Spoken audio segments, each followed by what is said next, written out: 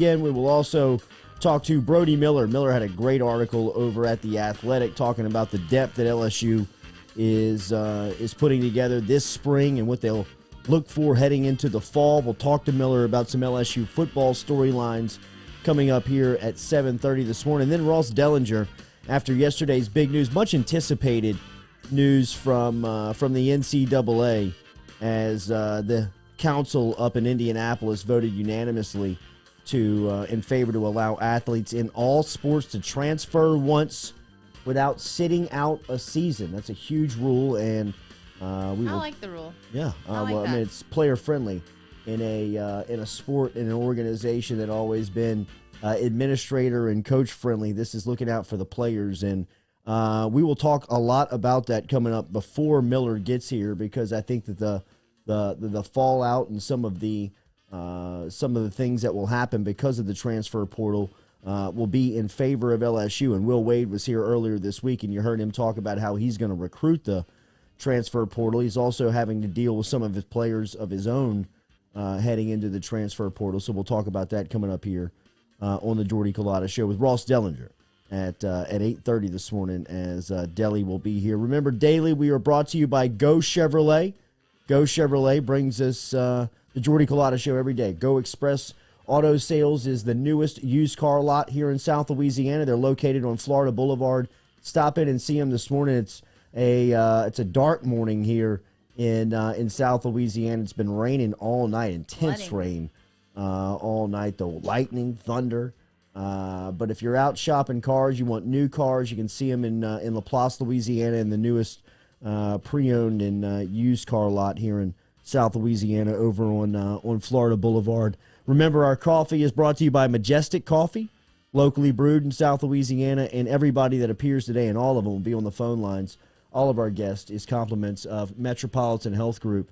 Real doctors, real solutions. Jason Ramazan and Charlie Harvey bringing you the Jordy Culotta Show and our phone lines. We'll get to Bernie Madoff died yesterday. Saw that. Yeah. In jail at 82 years old.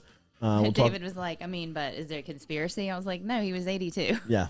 He just legit died. And I think he was suffering he was suffering over the last couple of months from a kidney disease that got him. So we'll talk a little bit about that man's life. I'm sure he added some years to it. For sure. Yeah. A Ponzi scheme has to be so stressful. Got it. A Ponzi scheme is very you're stressful. just playing from behind the entire game. Well, and bro, it started in the 70s. Yeah. I didn't know that. It was like early 70s when it started. Then his kids turned him in. Kids turned him in 2008. Think about the run that he was on, bro. That was a big one. A lot of money coming in. Billions. If you could go for that long, Billions. you have to think like, all right, I can keep this going. I have the formula. I think I'm getting away with it. Yeah. I think I'm duping them. And then it's my own seed to turn me in. Wow. Y'all didn't want any of this money? God, you're out the will. And just the lengths he had to go to cover that thing up, man. Bro, the hoops you have to jump through. Has there been a movie made? Has there been a good movie made about Madoff? I don't know if it's good. Robert De Niro plays him in the HBO. It's long. It's like I'll forget the title, but I watched it and I'll remember being like, all right, is this thing still going on? You know, it was like it dragged out a old? Okay. Is that old? This all went down in 2008. I know, but when was the movie? It came out around then. Right then. Let me see. Whoa, Lizzie, look at the new camera shot. Ooh, I love it. I love it. Everyone sees Boy, you look a lot now. like your mom. Met Lily yesterday for the first time. Which yes. I don't know if it's the forehead or the chin. It's one of them. Yeah. Both of those are so random things to say. What about eyes? No, it's not the usual go-tos that you would say that make somebody look like somebody. I just think that meeting Lily yesterday, which Lily is going to be here on Friday, and she's going to be a superstar. She already is a superstar, she's the but cutest in this world, ever. she is going to blow up. This is her space. Her personality. Yeah. How did you and your brother come from something that's so cool, bro? I don't know. Lloyd has a great personality too. I guess you got to blame Dad at this point. Your dad must be a pimp. Yeah. We got to get the dad in here. Oh, good luck. We got to get the dad in here. But people usually say I look like my dad, so that's funny. I get Really? both, but I usually get like 60% 60-40 dad. So Kelly met her yesterday too, and she was like, "Golly, Lloyd looks nothing like his mom." And I was like, "You think?" See? I thought for I see it. man, I saw it's the it. eyes for me though. But Lily's going to be here. She's going to get us confidence in the kitchen as she's going to have a cooking segment and going to come through with a couple of totties. Yeah, on a Friday morning. That's on the Courtney's. Doesn't have to be Friday to have one, but that's usually how we roll. Not I didn't have to learn that from you. I'd have figured that. Did y'all know 74 years ago today, Jackie Robinson made his Major League Baseball debut? Wow. And all the players are retiring Debut. number 42 today, and over 100 players are donating their game day salaries to the Players Alliance. Wow. That's good stuff, in honor man. of that. That is good Isn't stuff. that cool? Yeah, that is. Jackie Robinson, the hero of sports heroes, that will always be remembered for what he accomplished in Major League Baseball and how much he means to so many people outside of sports. It's not just sports. He is he transcends sports for sure. So today, his number and jersey number is retired in all Major League Baseball stadiums as the 42 is waving and on walls all over Major League Baseball. And it's always cool on this day as they remember him by everybody wearing 42. If you were watching Houston and Detroit last night, another appearance for Alex Lang as he makes his second Major League appearance over at Minute Maid. Pitched an inning, gave up a hit, struck out 2 on the night, didn't give up an earned run, so still 0.0 ERA for the former LSU ace as he continues to cut his teeth on the Major League level with the Detroit Tigers. Detroit got the win last night, 6-4 over Houston. No Bregman in the lineup last night, but good to see Alex Lang having success here early on in his Major League Baseball career as he made his debut over the weekend for Detroit, and now last night getting more action in Houston versus the Astros. This transfer portal rule is going to dominate the news wire, and I'm looking forward to our conversation with Brody Miller coming up here at 7:30. Miller's got a great article over at The Athletic talking about the LSU depth here in this spring football workout that the Tigers are going to be finalizing and cleaning up and finishing later this week. And then it'll culminate Saturday in a spring game, which I hope that they can get this thing off. I mean, we've seen this event in years past be moved inside really? But I mean, cool. but with no fans because of, just the inability of the indoor arena to house anybody from a spectator standpoint to watch the workouts. I hope that this can allow at least a couple of some people out to Tiger Stadium to get to see what's going on with LSU football. I just hope that the weather cooperates for LSU football. But Brody Miller will be here at 7:30 this morning talking a little bit about kind of what he expects in wrapping up spring practice and what he's seen and some of the competition battles to look out for heading into fall practice. But huge news. I guess I say huge news. It was anticipated. I don't think it was shocking news. I don't think when it came across the wire that anybody was really taken back by the NCAA deciding and officially making the vote on a rule that has been long-standing, that has often, really kind of deterred players in high-profile sports from switching schools. Now there is a rule in place that has been voted on by the NCAA Division I Council, and it was unanimously in favor of a measure that will allow athletes in all sports to transfer once without sitting a season. And the measure is expected to receive final approval on Thursday. Sources confirm. This is coming from CBS. Dennis Dodd had this story yesterday, and I'm reading from his story here. The measure has been long expected to pass and change the landscape of collegiate athletics. College basketball players have already flocked to the transfer portal in record numbers in anticipation of the change. As of Wednesday, there were more than 1,400 Division I men's basketball players in the transfer portal. This rule is expected to have a major impact on college football as well, ushering in what some have revered to be a free agency type of feel in the sport. Though transferring is already prevalent in college football, is expected to become even more common among athletes seeking more playing time without the hassle of missing a full season. So officially ruled on yesterday. I wonder what the in-conference rules will be. I know that the SEC was looking at the possibility of prohibiting their student athletes from transferring within the conference. Now, Xavier Pinson, the guard from Missouri, has entered the transfer portal and said earlier this week that he's coming down to Baton Rouge to LSU. So he'll be immediately eligible, it seemed like, from his post to be able to play. And what are the consequences of this? Like, what's the negative side? Well, the negative side now is on the coaches in the program. I mean, the two sides that have experienced almost untouchable scrutiny by this rule. I mean, the players look at this rule and they say, for instance, an LSU example.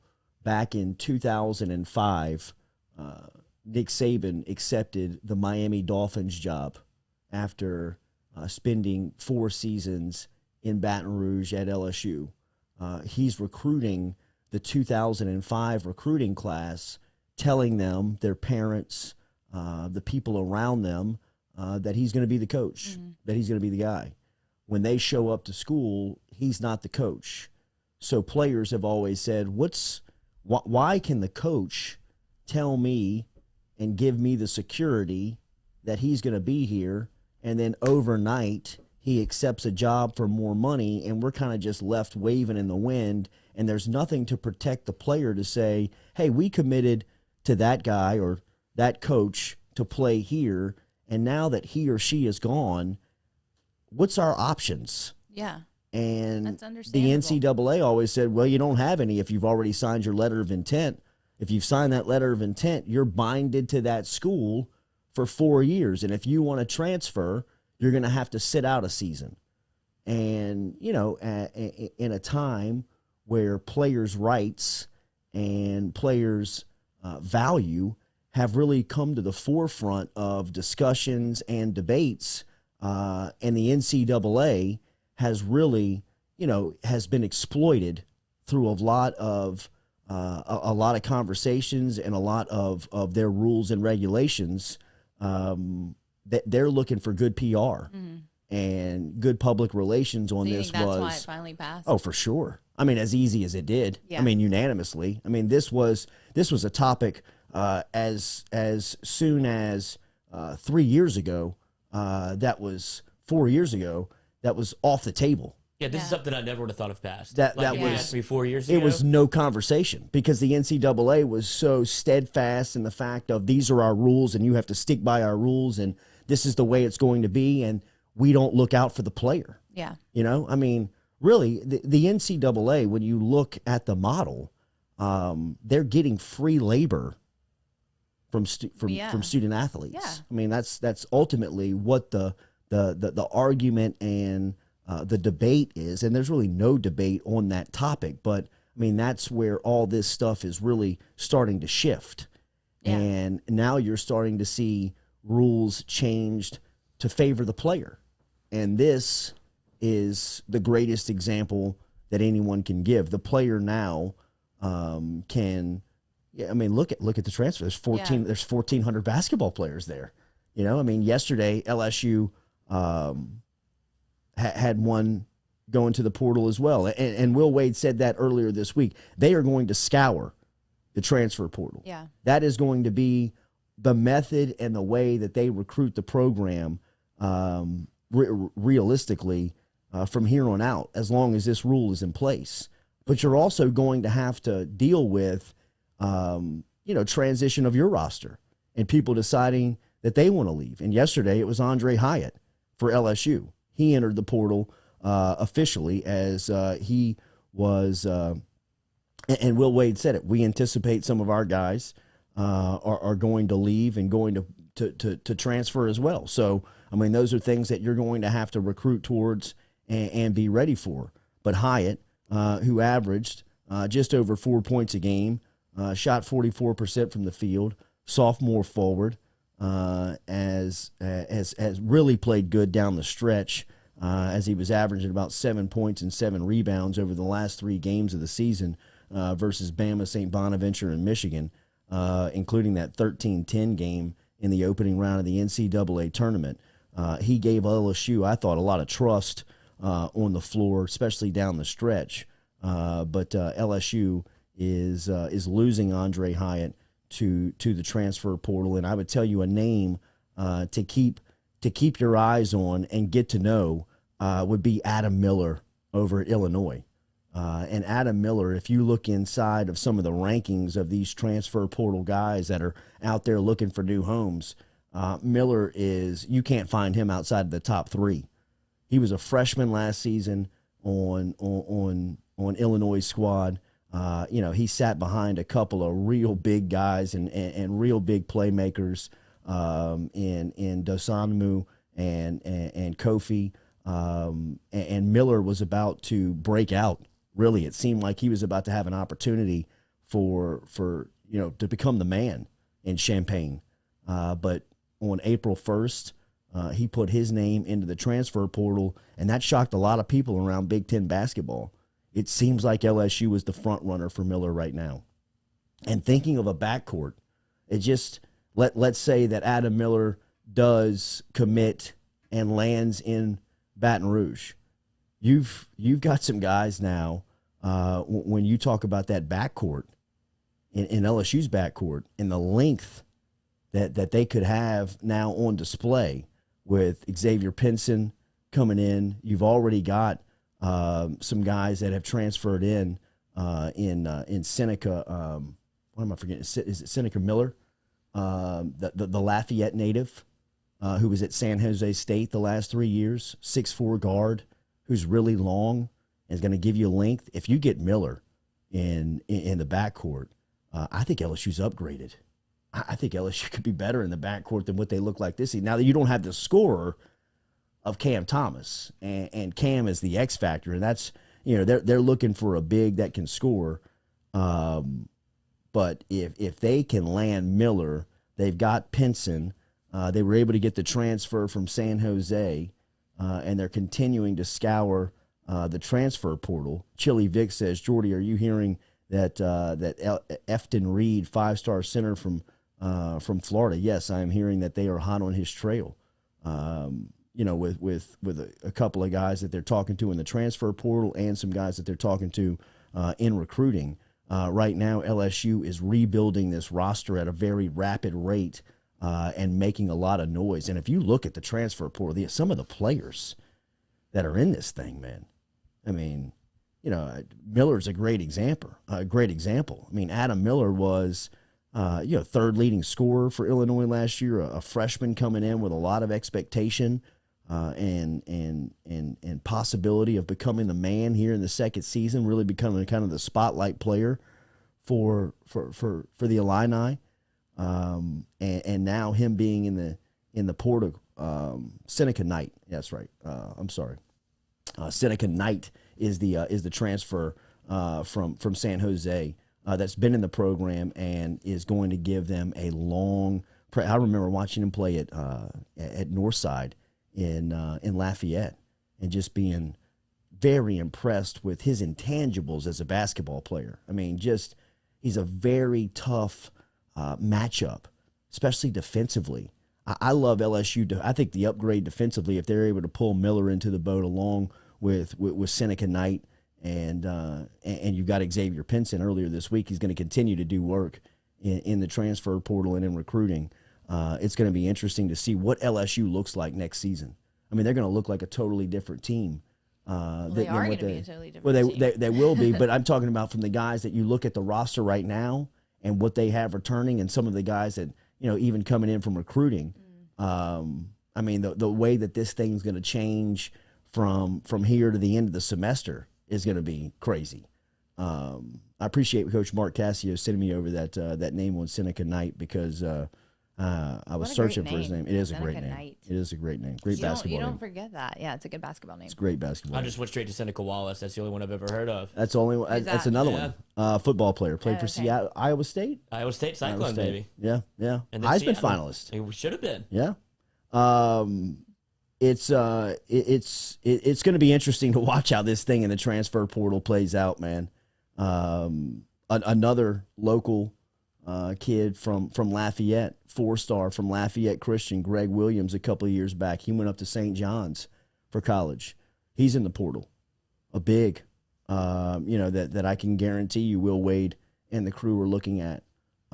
So I would say yesterday was a good day for LSU basketball. There's nothing officially to report, but I would just advise you, get to know the name Adam Miller, Illinois guard.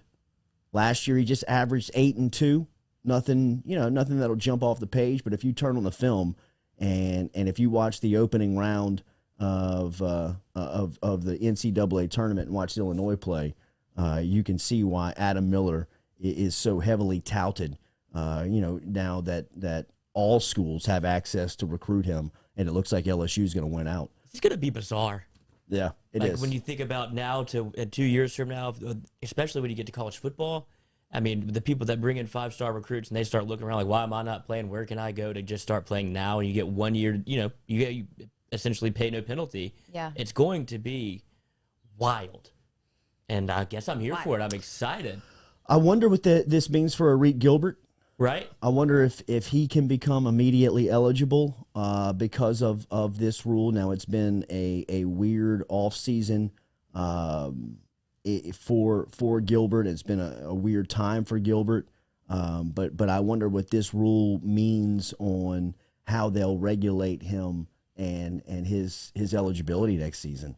And as you heard Shay here yesterday, he expects Arik Gilbert, if he plays football at all next season, that it only to be at LSU. So I don't know if this rule, if in fact does hurt or help Arik Gilbert's situation. But I think that it brings a slight bit of clarity to how they view next season happening. That all these guys that are in the transfer portal are going to be immediately eligible. So what's that mean for Gilbert? A guy who left, transferred, but then came back to his original spot and, has had no eligibility affected from that move. What would be the ruling on that? It'll be interesting. And I don't know either way on where they're leaning. I do know that the NCAA is looking for good PR wherever they can find it. And if a big-time tight end that's dealing with some off-the-field issues and maybe some mental issues needs to get back to football to help his mental health out, and they sell that to the NCAA, that it would be tough for the NCAA to say no. Well, yeah, especially after what they went through with like the one-time transfer when they had people they were letting who's the quarterback that went to Miami? He went to Ohio State. Tate Martell. They let him kind of go wherever he wanted. Then you had offensive linemen that wanted to go closer to home because their parents were sick. They denied them the transfer waiver. So they definitely have been almost playing catch up in this regard because they really didn't know what the rules were. So now they just made it carte blanche, and it makes it easier for them. It makes them look better because they've only looked bad for like the past. Since whenever they started. Jacob Ray, let's be real. Why does the NCAA even exist? The conference offices can do everything that the NCAA do. Yeah, I think everybody has become very, very wise to that over the last couple of years. Yes, absolutely. I mean, they are a pointless organization outside of the NCAA tournament. Well, then why do they exist? I mean, who would regulate everything then? So you really are saying like the conference each offices conference would be able to, but then 100%. As a whole, like how do they come together as a whole? And that's what they thought. And they're like, well, let's just make a figurehead. Then they started negotiating like that. Yeah, that's why they were created, they started doing TV deals and stuff like that. And that's how they kind of found their niche. And they're like, we can make a ton of money doing this. Yeah. Right. As a nonprofit. That was really the fall of the NCAA, was the television contracts, was the Big Ten Network, was the SEC Network, was the ACC Network, was the Longhorn Network, was the amount of money that these organizations were making off of this. I mean, look at the SEC, look around the SEC, look at all the baseball stadiums, look at all the ancillary parts that go into these big time football. I mean, all that's TV money, all that's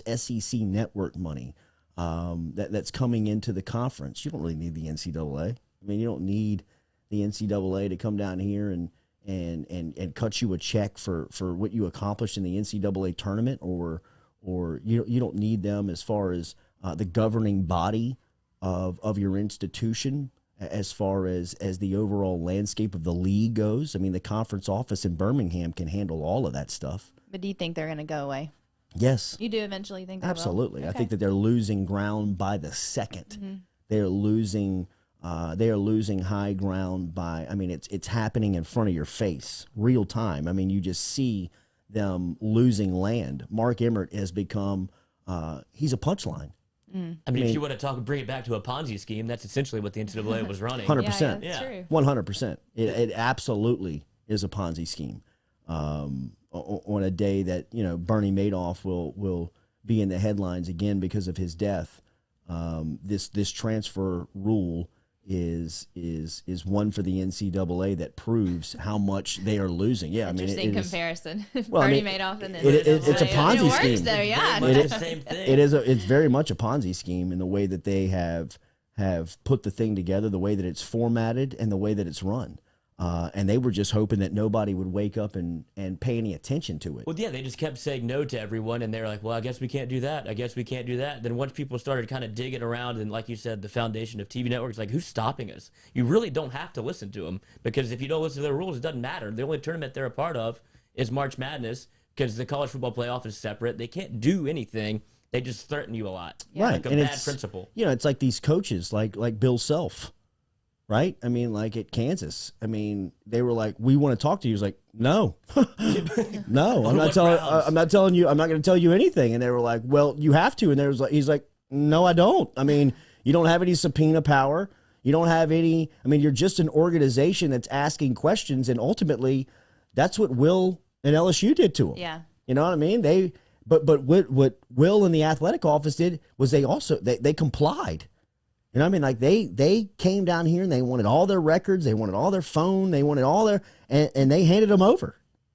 And they still were like, well, we don't have what we thought we had. We're like, and LSU's like, okay. But we've given you everything that you've asked for. You've seen all the records, you've seen everything that you've requested, and now they're forming committees up there because they had their feelings hurt.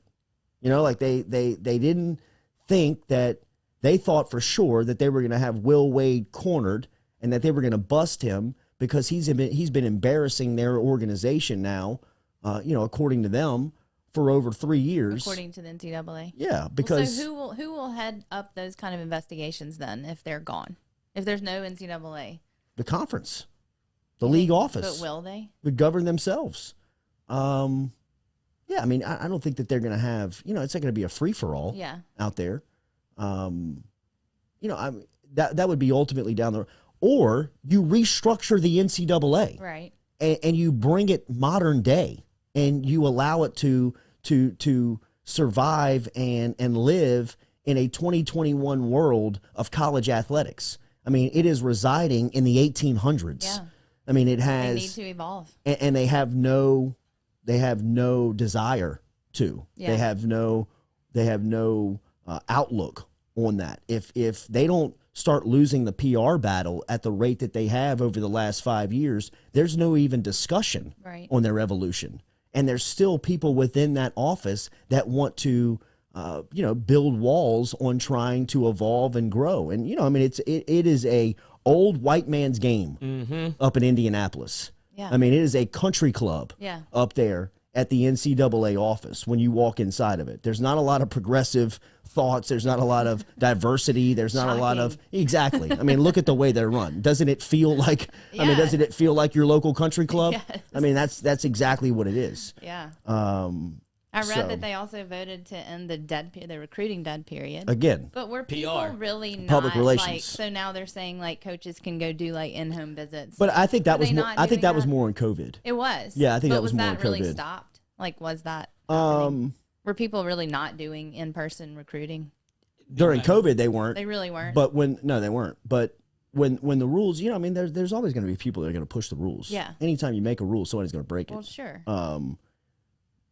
But I think a lot of people, not the coaches, I'm not accusing anybody, but I think a lot of people are looking at the NCAA rule book and just kind of... Yeah. Come and get me, coppers. Yeah, right. Come on. Yeah, well, if you want to play, let's play. It because they're listening. They've seen the writing on the wall, and they know that they're losing ground. They're trying. They had this massive industry that they thought that couldn't be stopped until once it started to happen. They're like, oh, we weren't going to change any of our rules. This is carte blanche. We have the power. Then they see that shift. They're trying to play. Like I said, they're playing catch up to the point where it's almost too late. Like, you don't have to listen. Yeah, you're to lost. Yeah, you've already lost it. Now the game is lost. Now they're just trying to put the pieces back People together. are laughing at you. Yeah, now they're just trying to exist still. Right. I mean, Bill Self is a great example. Yeah. I mean, they signed Bill Self to a lifetime contract. He's got 5 level 1 violations sitting on his desk. I mean, they're like, you think we care about you and your organization? We're keeping this guy here forever. And just like we said with Sean Miller 2 weeks ago, he lost his job because he was losing, not because the NCAA was breathing down his throat. Yeah. I mean, how many times have you seen administrations look at the NCAA's face before the last 3 years and tell them, get the bleep out of here? You know, I mean, now people are like, yeah, come on. I mean, come on in here if you want to. All right, let's talk to Brody Miller down in New Orleans, who covers LSU for The Athletic and does a great job. He's got a great piece up at The Athletic now. Good morning, buddy. How are you? We're live. You're live. I'm doing all right. How are you guys? Doing good, man. It's good to get you on the show for the first time here. I know, it's been too long. It has been. It has been. Excellent work as always. I want to get to your latest piece, but we were just talking about the rule that came down yesterday, and I want to get your thoughts on just your feelings of the NCAA unanimously deciding to allow transfers a kind of exemption year free of you leave, you go somewhere, you're immediately eligible. We were talking about the PR stance that the NCAA needs on all fronts, so it looks like all this stuff will be just kind of voted through. But what was your thoughts on it?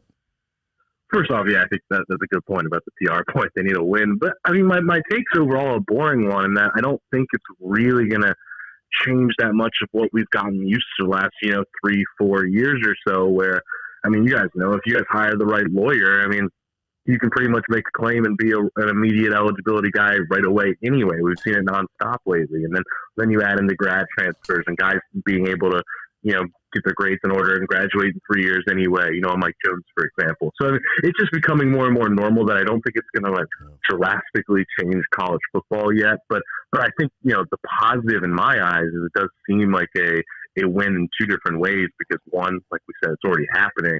But by making it a one time, I like to believe at least it's going to make everyone involved think a little bit more about it, think it through a little bit more, not just bail every single time, right away instinctively. So it's a little bit of, all right, maybe I transferred once. All right, I can't bail right away a second time. Or hey, maybe really think through if I want to leave a first time because I'm not going to have that option right away again. So I think overall it's a positive that won't change college football too drastically. But for my main counter to people who are like, hey, this is going to mean that, the big powers are just going to, steal every good player right away from any smaller school. I just don't see it that way. I think it's going to be a balance of, yeah, but it's also going to lead to the mid-majors sweeping up, the guy that couldn't quite crack the rotation at LSU, or a really good player at LSU that, just maybe it isn't the right fit, and all of a sudden he can stand out more in a mid-major. I think it usually balances out both ways. What about Arik Gilbert in this situation? I know that he has not made a decision on where he's going to be. Shea Dixon, who is a friend and a co-worker of ours who works alongside of us in the media, said here yesterday on this show that he anticipates if he plays football at all next season, that it'll be at LSU. Do you have a feeling on where Gilbert could land and how this rule would affect the ultimate decision of his eligibility?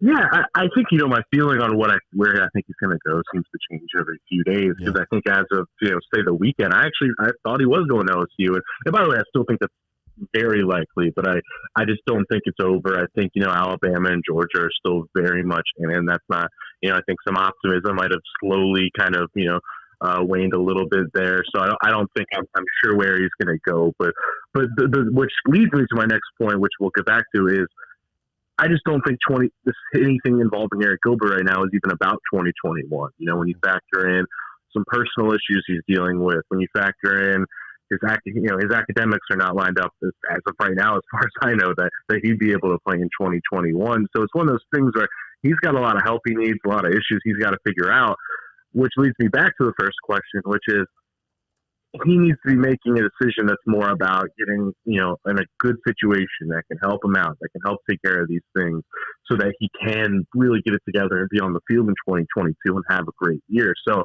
it's going to be interesting because you kept hearing that he never felt home at LSU, and we all know that line can be BS sometimes. So I don't know if that's real, but if he needs to go where he's going to feel at home and he's going to feel those things so he can get those things in order. But I don't know if this one-time thing's going to affect him that much, just because I don't know if he's going to be on the field anyway in 2021. Brody Miller joining us here from The Athletic, going into LSU's spring football game this Saturday. There is a great write-up that you can find over at The Athletic. If you're not a subscriber yet, make sure that you get your subscription to keep up with all the LSU football news over at The Athletic. I loved your write-up on Jay Ward and kind of going into some of the depth that LSU is building this spring, and one of the storylines has been Ward's move to safety. It seems like that is a natural fit for him. What have you learned from his teammates or from his coaches since moving him there? What the advantage to the LSU defense is? Yeah, it's funny. I mean, we're all doing the same thing this spring, right? Where every chance we can, we talk to people in the program about just like, who's standing out, who's looking good, and every time it's almost unanimous. It's like, you'll hear Mason Smith one, you'll hear Garrett Nussmeier one, but it's Jay Ward the most consistently. And I think that one's almost even a better storyline just because he's not one of those obvious candidates. He's not a big recruit. He had a year that, while I would argue made him look worse than he really was because of some schematic things and some safety issues, still in the public eye didn't have a great year in 2020. So I think it's really interesting that he's just been that guy. And I think he showed down the stretch. He's the guy who can hit. He can be physical. He's not just a normal corner necessarily. He's a pretty smart player from what I understand. And he's a guy who, he's able to get in the box when you need him to, but he seems like a perfect free safety type who can now give you a little bit of flexibility. I think I saw Shea use the term Jalen Mills as a comp, and I like that a lot. So I think he's really been a surprise, and he's somebody who, I don't know, it's just an interesting story to me because he was so criticized. And I think anyone on Twitter during the first 6 games of that season was yelling, "Get Jay Ward off the field." And he didn't even seem like he cracked the rotation for the rest of his career. Now it looks like he's the star. It's the star of the spring, and a guy who, in what's going to be a pretty talented safety room the next few years, is my guess going to be the starter in 2021. Yeah, what do you anticipate the impact that a guy Sage Ryan, 5-star from Lafayette, can have in year one in a position that has some question around it? Yeah, I think it's so easy to default to, all right, Todd Harris, he's a veteran, he's a starter, he's been there, but and by the way, I'm not saying that won't happen because those things do matter, but Todd Harris has never quite broken through. He's never quite, really earned the trust of the staff on a day-to-day basis in terms of just being a true SEC starter. So is my guess still that Todd Harris and Jay Ward are going to be the day one starters? Yes, that would be the safe pick. But I think Sage Ryan and Derek Davis and Jordan Tolles too, who shouldn't be ruled out. Those guys, they're going to see the field, so it might be, we know, you guys know too, that sometimes, starting positions can be semantics. And I think I wouldn't be surprised if by the end of the year or even early in the year, maybe those are the starters, but your Sage Ryans, for example, are really getting a large chunk of time and really seeing the field. And I could see it totally being a Sage Ryan and Jay Ward when it's all said and done, unless Harris does break through, but I don't think that's happened yet this spring. Hey, Brody, it's Katie. How deep is this defensive line going into the summer? Yeah, it's kind of absurd, quite frankly. And I wrote my most recent write-up that it's, I think if you made a depth chart, as of 5 days ago, and you asked some of the ranked defensive tackles, I think Joseph Evans, no disrespect to him, probably would have been like 6th or 7th. And then you have the fact that Ogeron's going on the radio and saying that he's their best interior lineman right now, and I think that comes out as a major positive, because that means, wait, if the guy you thought was 7th is actually 1st, that means really you're 7, 8 deep on defensive tackle alone. And Mason Smith's a guy who's a true freshman. He's just too good not to play. Glenn Logan and Neil Farrell are 3, 4 year starters. I mean, they're guys who, they've never quite become, all SEC guys, but they are guys you would trust to play a national title run as starters. And then Jaquelin Roy, while I don't know if he's quite, taken that leap yet this spring from what I've gathered. I mean, anyone who saw those last 4 games, he looks like a guy who is going to be an all-SEC star at LSU. So I think he's a guy, obviously, you put in that list. And then you have Joseph Evans. You have Jacoby and Guillory. I mean, being 7 or 8 deep on the defensive tackle alone, I mean, that's a luxury very, very few teams have. And I've had some people in my comments being like, yeah, but how much are you really going to rotate that? And I'd say, go look at 2019. I know it's a different defensive coordinator and all that, but they basically rotated 8 to 9 defensive linemen at all times in 2019. And I've even mentioned defensive end. And, I mean, yeah, Andre Anthony, Ollie Gay, and BJ Ojolari, those three alone, that's a really, really good pass rushing unit. Their pressure numbers were all in the top quarter, I believe, of the SEC. Ollie Gay's havoc numbers are off the charts. So those three are stars. And then, don't rule out Sonny Fanula, who's not as much of a pass rusher, but he's a true, kind of run stop in 4-3 end that they will need sometimes. So yeah, the long answer to your question, but the depth on the D line is pretty. It's just, hey, I'm a line play nerd, and it's pretty cool to watch defensive line that team. It's Orgeron's. I think this is what he envisioned at his introductory press conference 4.5 years ago. I think when he talked about defensive line, this is finally the group that he anticipated when you talk about skill and depth combination. It's a good point. I mean, remember this is before I ever got here, but remember the 2017 Mississippi State game when I'm pretty sure they were only able to play four defensive linemen the whole game. Yeah, Lagature played every snap. Yeah, they had no depth there. Now to be able to do this, and then more importantly, I think it's not just about keeping guys fresh. What that does is it also allows those young stars, your Smiths and your Roys and your Guillory's to develop at a proper rate, where they're getting time, but not too much is put on them. I think that leads to if you can in a perfect world keep that going, what that does is that leads to a longevity of all of a sudden every year your defensive line looks like that, because every year the young guys are developing a little in the right way. And I think that's the big win. I think the hard part is keeping that going. And that's what they want on the offensive line. That just hasn't quite worked out yet. This quarterback competition, what do you think the strategy is of Orgeron by saying that he likes Johnson as the lead guy because of how he finished last season, but the competition seems to be great day in, day out between all these guys? I think we all anticipated Brennan, Finley, and Johnson to be in a fierce bout, but Nussmeier's name continues to come up. What have you made of this competition through the 15 practices?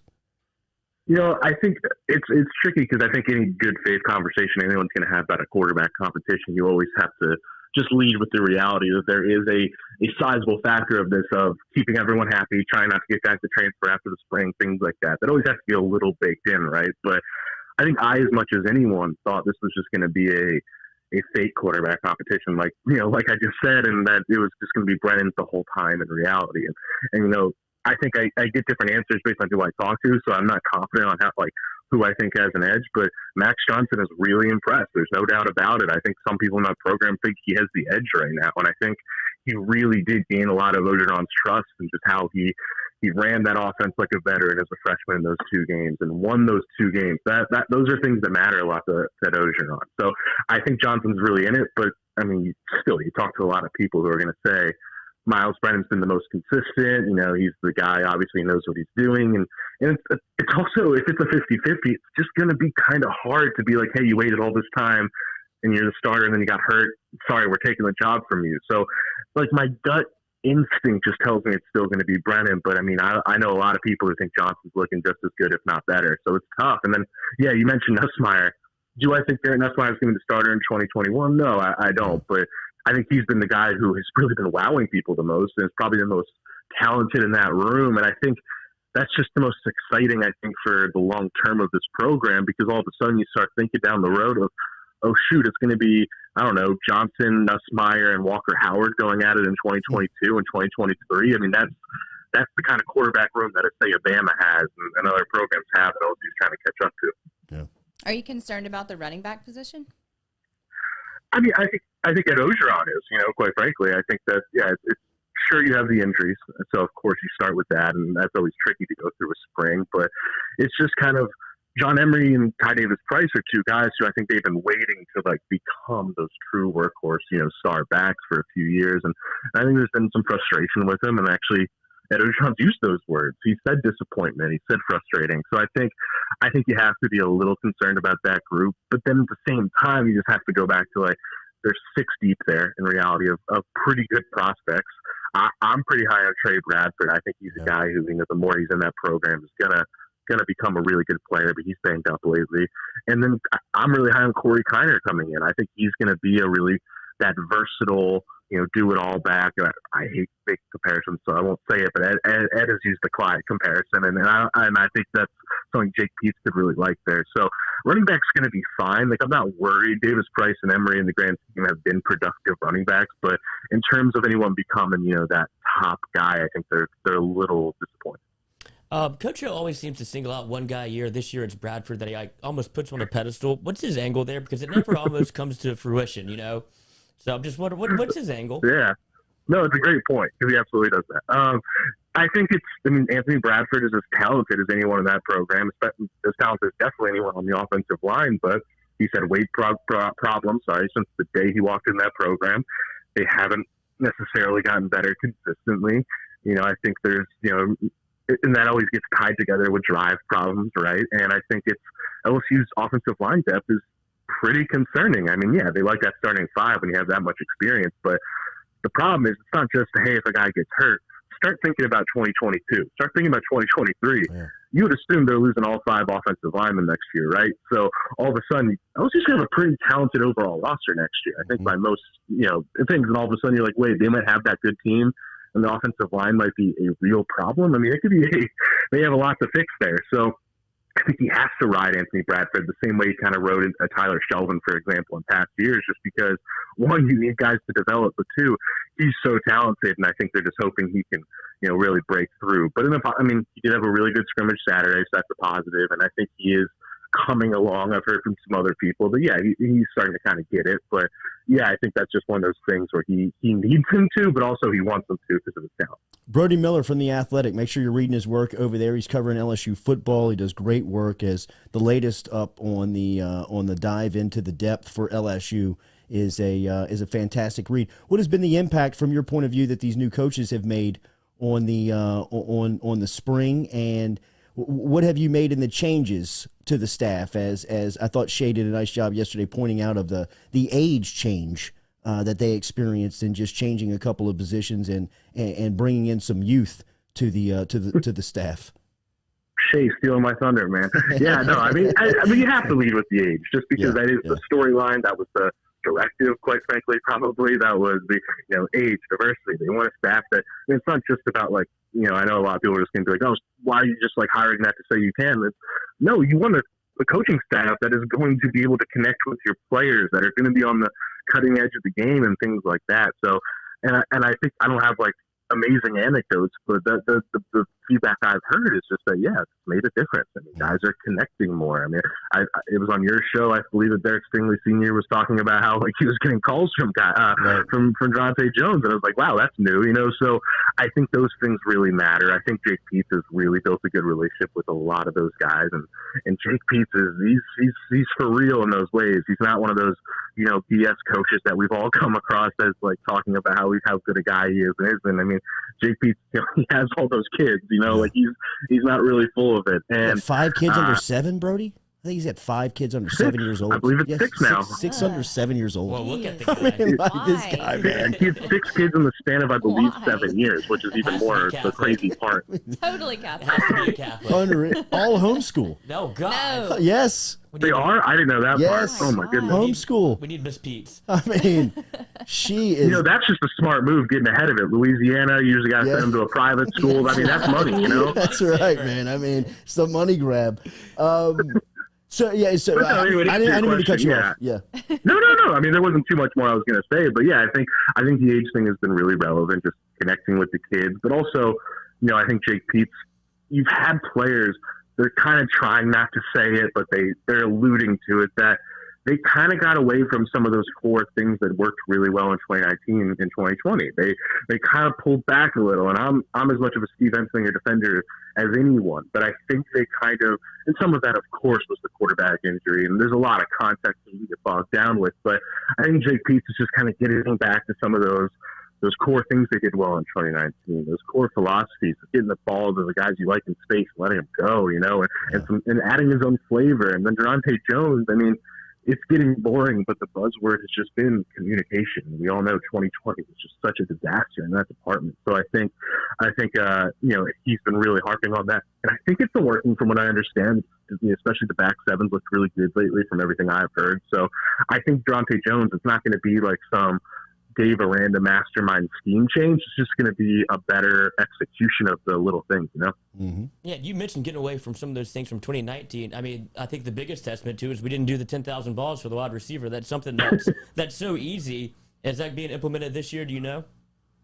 Yes, yeah. I know DJ Mangus made sure to make a joke that, no, this year, well, not a joke, I guess it's real, but this year it's the summer of 11,000 catches. So, yeah, no, they're back to it.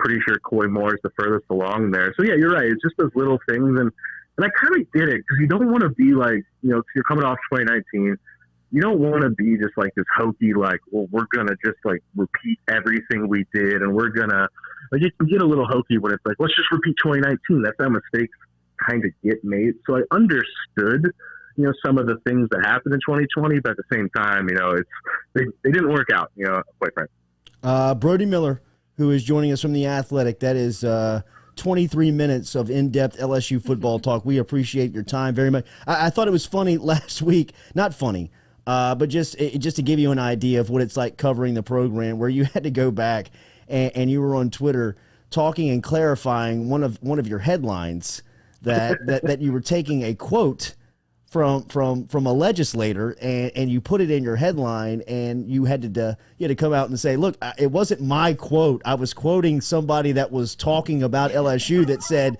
heads need to roll. Pressure mounts on LSU following Senate hearing on failed handling of the Title IX complaints.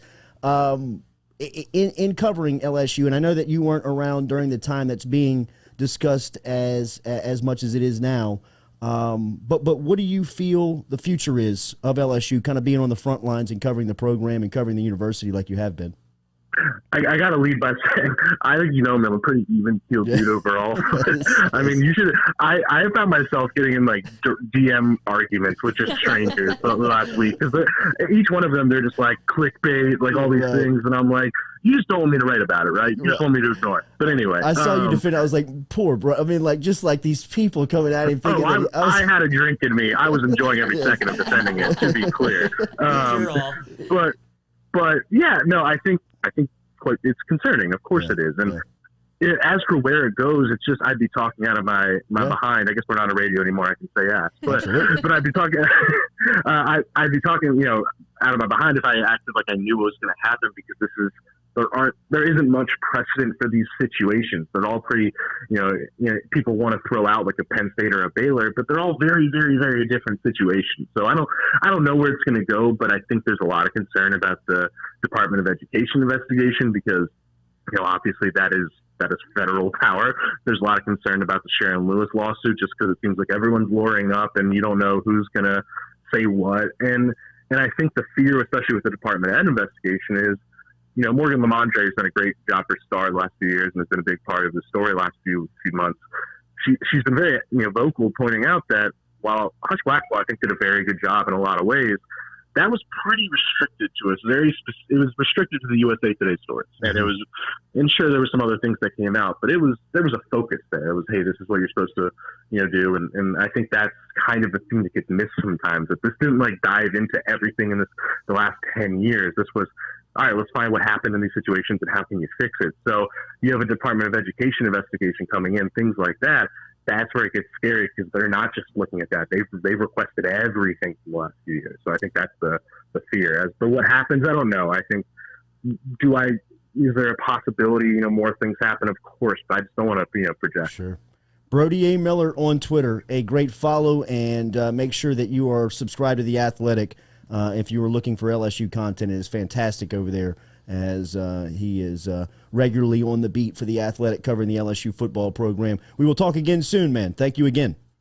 Thanks for having me, man. Take care. Yes, sir. Bye. There is Brody Miller checking in for that's 24 minutes, man. I love his energy at 7:30 in the morning too. He's he's on the front line. He's got great relationships over there. His stories are fantastic. So if you're looking for good LSU insight, I would advise you to get over and check out Brody's work over at The Athletic. Daily, we are brought to you here by Advanaclean. Remember Advanaclean, water, fire, mold, and today I remind you, because of the weather that has been coming through Baton Rouge over the last 72 hours have been very intense, right? I mean, a lot of storms, a lot of heavy rain, lightning, thunder been coming through. If that is affected you and your roof, and you've got leaks and you've got water damage now inside of the home, inside of the office, you got to get in touch with my guy at Vanaclean, Bradley Lynch over at Vanaclean.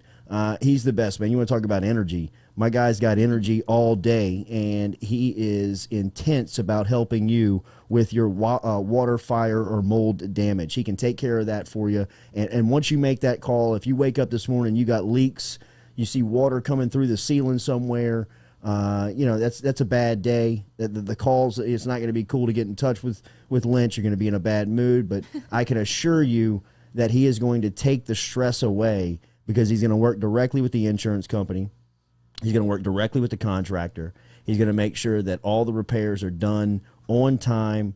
You can call him today, right now, 225-369-5228, 369-5228, locally right here in Baton Rouge. Or if you're around if you're in the listening area and you need him, 225 area code. Lynch will get to you today. He's the best. Water, fire, mold. Water, fire, or mold. If you've got water damage, if you've got fire or smoke damage, if you've got mold anywhere in the house or the office, let Lynch and his crew take care of it for you over at Vanaclean. Good stuff from Brody Miller. When we come back here, we'll reset. We'll have Ben Mintz stopping by from Barstool Sports. Mintzy will be here talking to us about some of the things that he's looking out for the weekend. College baseball, as Mintzy is introducing that to the Northeast. Some of the spring football storylines, NFL draft storylines. We'll talk all about it. How scary was the sight yesterday in the Gulf of Mexico? Did you see this? The capsize? No. Yes, a platform.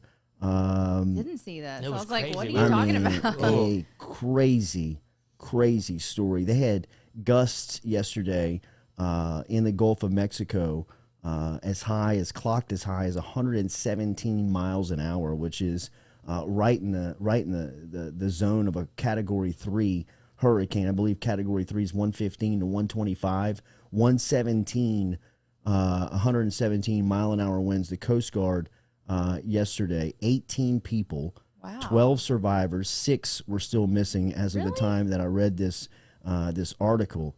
But winds hit up to 70 miles an hour offshore with little resistance, and it flipped one of those platforms, one of those rig platforms. I didn't even see that.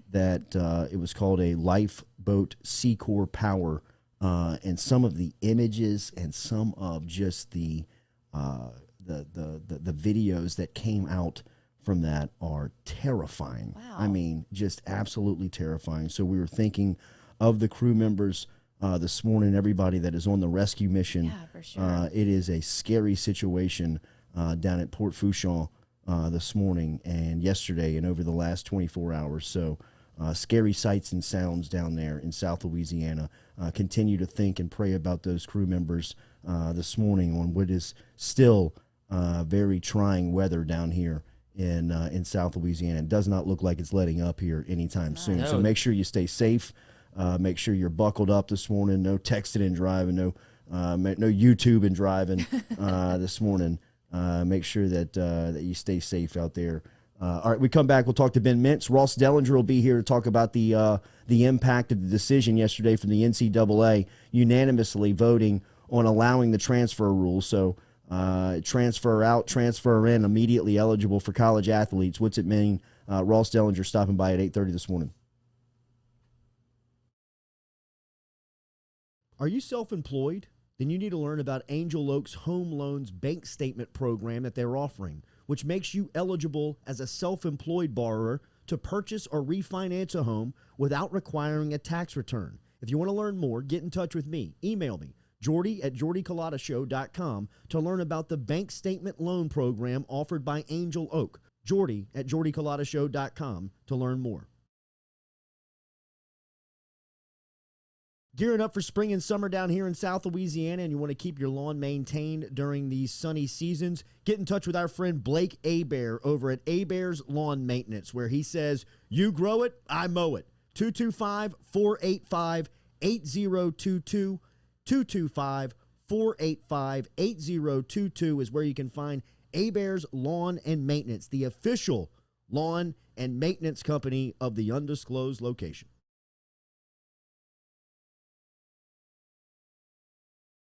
Go Chevrolet is proud to announce Go Express Auto Sales, the new used car lot located in the capital city of Baton Rouge, Louisiana, at 11522 Florida Boulevard. Go Express Auto Sales is online at goexpressautosales.com, or you can search them on Facebook and social media at Go Express Auto Sales, the newest addition to the family of Go Chevrolet. Remember, Go Chevrolet is located down in Laplace, Louisiana, but now welcoming aboard Go Express, the new used car lot located in Baton Rouge, Louisiana at 11522 Florida Boulevard.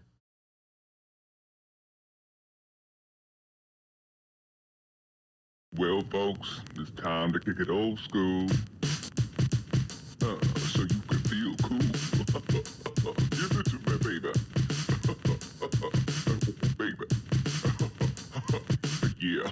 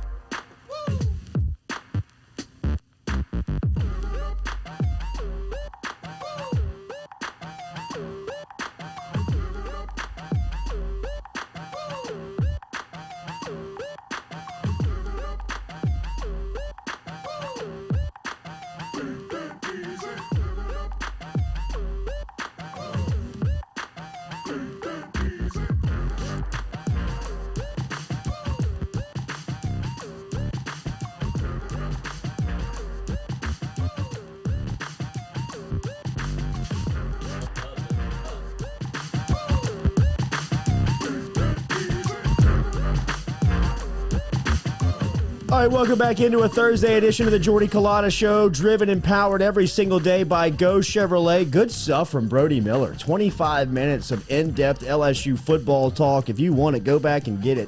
Compliments of RMB Builders. They bring back our podcast every single day. Shout out to Rhett and the crew.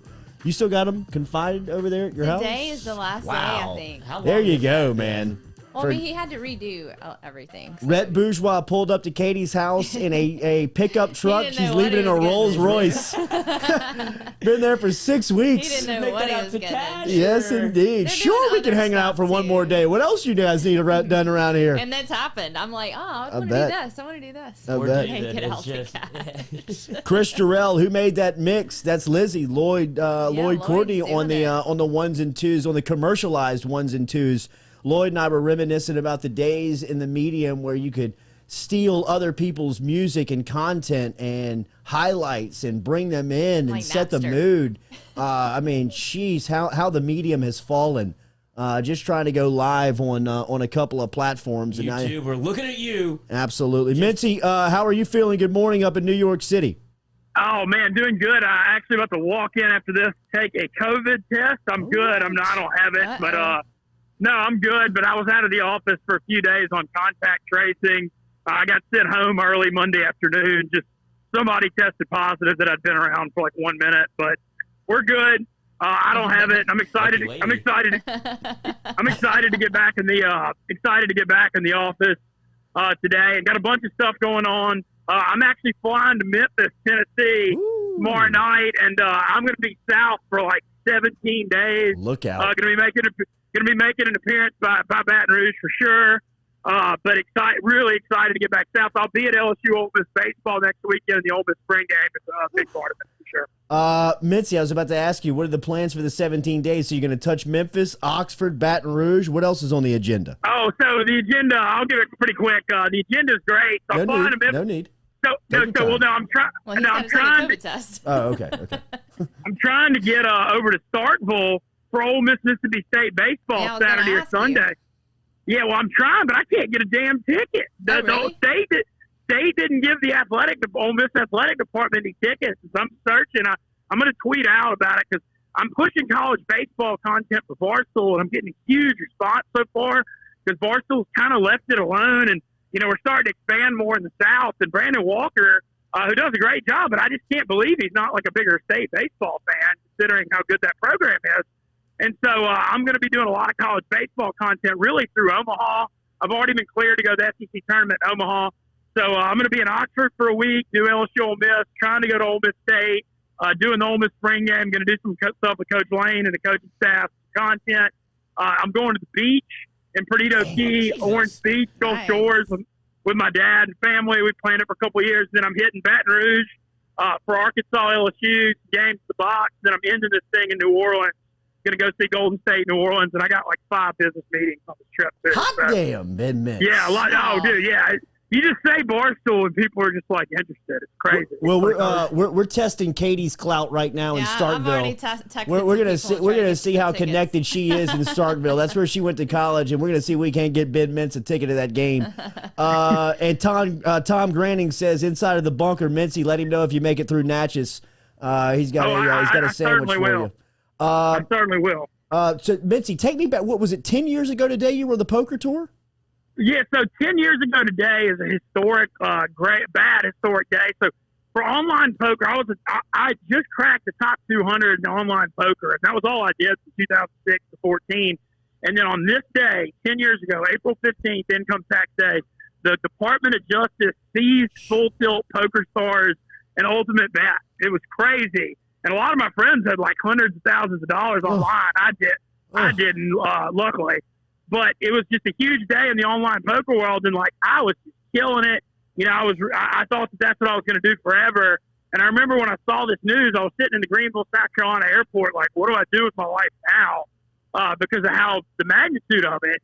And it was a huge, huge deal in the online poker world. Honestly, online poker, Jordy, really hadn't recovered still 10 years later, because that was the end of the worldwide stuff. And I ended up going to playing live poker for a few years, and it kind of led me back to Ole Miss and in the media. But a huge day in the arc of my life was 10 years ago today, Black Friday in the online poker world. And I remember I had just gotten like 18th in a tournament that a few days before that was like $340K on top, and I like thought I was going to win it for a long time.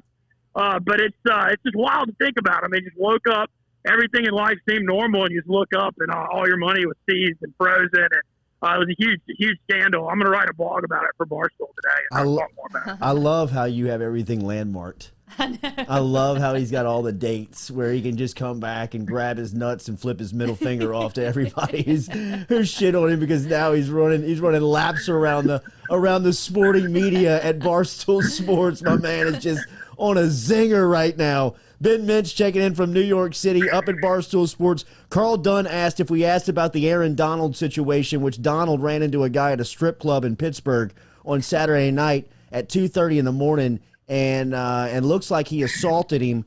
Per his attorney, DeVincent Spriggs posted a picture of a closed eye shut that he said came from a left-handed punch from Aaron Donald. Could I give you another sporting athlete right now that you could be more terrified of to go one-on-one with in a fight at 3 o'clock in the morning in a strip club than Aaron Donald?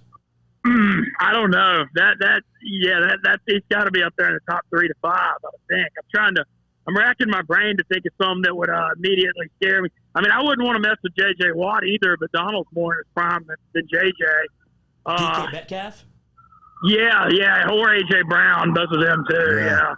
What are you looking forward to the Ole Miss spring game? Mintzy, you on the run right now? The Ole Miss spring game. Well, I'm really looking forward to. I got hit up by our co-defensive coordinator, Chris Partridge. The coaching staff loves Barstool and loves me, and because we're, honestly, it's been kind of a special thing. But Lane, I mean, you see how much Lane Kiffin, uses Twitter and interacts with Barstool to like help our recruiting and stuff. And our co-defensive coordinator hit me up and said, whatever you need with the coaching staff, we're all huge fans of you and Barstool. So I'm hoping to get some interviews with Lane and Matt Corral and do some stuff with that. And I'm going to, after dinner minutes, is about to really go off when I can get to the South. I've got some really funny locations and ideas for that. But just super excited to get back to Oxford. To be honest, Jordy, first real trip back to Oxford since Barstool. Oh, wow. And now that Oxford's kind of open, I mean, I went back during Christmas, but it was COVID. That didn't count. This is going to be insane. And Oxford's such a small town, just walking around. I kind of know what to expect, but I think it's going to be nuts. And, I got to say, I mean, I've had a long journey with Oxford, Mississippi. And so, yeah. And I've been exercising a ton. I'm feeling good. I'm ready to get back there. Look good, bro. Kids out in Oxford, all the crunchies out there, get your rose petals ready.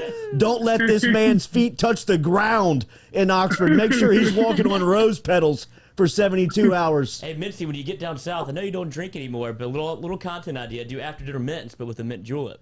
Ooh. Okay, yeah. Well, I've got an idea with a mint cocktail that's going to be coming out, or mint mocktail that's going to be coming out. That I'm hitting my 1 year no alcohol the next couple weeks. I'm gonna do a big one for that. Standing O from the undisclosed location. Mintzy, we want to get you down to the UTL to the UDL. I mean, I know. Oh no, look, I'm in on the UDO Friday, April the 30th. I'm going to that. Yeah, and that's the day after the first round of the NFL draft, and also Arkansas LSU. I'm looking forward to trying to hit these college baseball stadiums to promote it and do content. If I can hit the dude Swayze in the box on the strip, I mean, that seems like would be a pretty big success. All right, man. Hey, Ben, how many tickets do you need for that game? I need two. I need two. Okay. All right. I need two. Me and my buddy that's going to film and do content, but we're going to walk around the left. I want to do a video walking around the left field lounge. I'm not going like in a hostile way. I'm doing it more to promote college. I'm going to promote college baseball. And the dude, I hope you're not doing it in a hostile way, because these tickets are going to come from Mississippi State people. Not everybody's LSU fans. Think it'll be fun. I do think it'll be funny if I feel like I'm going to walk around and some of the state people might tell me some things, but that'll be good content. We're nice. We're nice. Keep the cameras rolling. That's content gold, buddy. All right, go get the COVID test. Have safe travels. Get your ass back down south, man. We look forward to seeing you in the UDL, and keep us posted, bro. Yeah, thank y'all for having me. Always. Okay, not as weird on the way out. A little bit. Not as weird. There was a little hum. There's always a little something. All right, Daily, we're brought to you by Nevadis. Remember, our friends over at Nevadis. Get in touch with Randall Nachman and the crew over there. You see the hat every single day. Nevadis designs and develops custom web and mobile applications that help businesses solve some of the most challenging pain points related to their staff, customers, and their processes. Some of their favorite things that they can automate for you include order management, quotes and invoices, asset tracking, task management, time tracking, and digitizing your paperwork. Get in touch with Nevadis. They're on social media. They're online. Novateus. Nevadis designs and develops custom web and mobile applications for you, your business. Get in touch with Randall Nachman and the crew over there at Nevadis. Shout out to those guys and ladies over there for supporting the Jordy Culotta Show. Good stuff from Ben Mintz. 15 minutes from now, we will talk to Ross Dellenger, and we will feature and focus our conversation with Dellenger on the newest NCAA rule that allows transfers to play basketball and football without sitting out a season. As we said, we were talking to Will Wade earlier this week, and talking to him about his recruiting strategy that he now takes with the 1,400 players that are in the transfer portal for college basketball right now. Doesn't it make so much sense that Roy Williams got out? He was like, like you say, saw the writing on the wall. Like, this is impossible. I am too old, and I don't want to restart. I don't blame Roy Williams. No, let me go out on a nice high, and then that'll be it. And you don't have to have the end of your legacy, the end of your tenure being talked about how you just kicked and fumbled through a new landscape of college basketball. And I wonder how many blue bloods of the sports, how many college basketball coaches are looking around saying, I don't want this shit, man. Not worth it. I don't want to have to deal with re-recruiting my roster every single day. Every day. And as much time as they already devote to it, it just got doubled. And now somebody can tell me in the middle of the practice, you know what? Hey, man, I'm out. I just put my name in the portal. You know what? And not only that, I'm going to go to our biggest rival. Coach, I ain't running with special teams anymore. You know what I mean? Yeah. Like, I'm going, you're at Texas, and the next thing you know, the next week you're on Oklahoma's practice field. You know what I mean? You could be at Alabama. Next week you're at LSU. Trading secrets. I mean, did you see the guys at Clemson's losing? I mean, Clemson's got a 5-star running back that's at Florida now. Mike Jones, their linebacker, is down here at LSU. Nope. I mean, it's not just everybody everybody is going to have some type of story and some type of pushback from the transfer portal. I mean, it's going to affect you. It's going to affect every program. The Alabama, Clemson's, Ohio State's, Georgia's, LSU's of the world are not off limits on this. You know, it's going to be a different way that you approach recruiting, that you approach roster maintenance and roster the way that you're keeping the roster intact and people on campus. You're now going to see coaches, assistant and position coaches rating other people's staff, other conference team staff. I mean, think about the relationships that these coaches build in recruiting with these players. I mean, think about some of the after-game handshakes that you've seen, whether you've hung out in the stadium after the game or some that CBS will catch. Particularly games like LSU, Alabama, LSU, Georgia, LSU, Florida, LSU. Yeah, I'll always notice that. Because they're all recruiting the same people. Yeah. I mean, they're all going after the same kids. I mean, they're all going after the same 25. It's probably a selection of about 125 people that they're all choosing from, right? And they build great relationships with these guys along the way, even the ones that they have to tell no.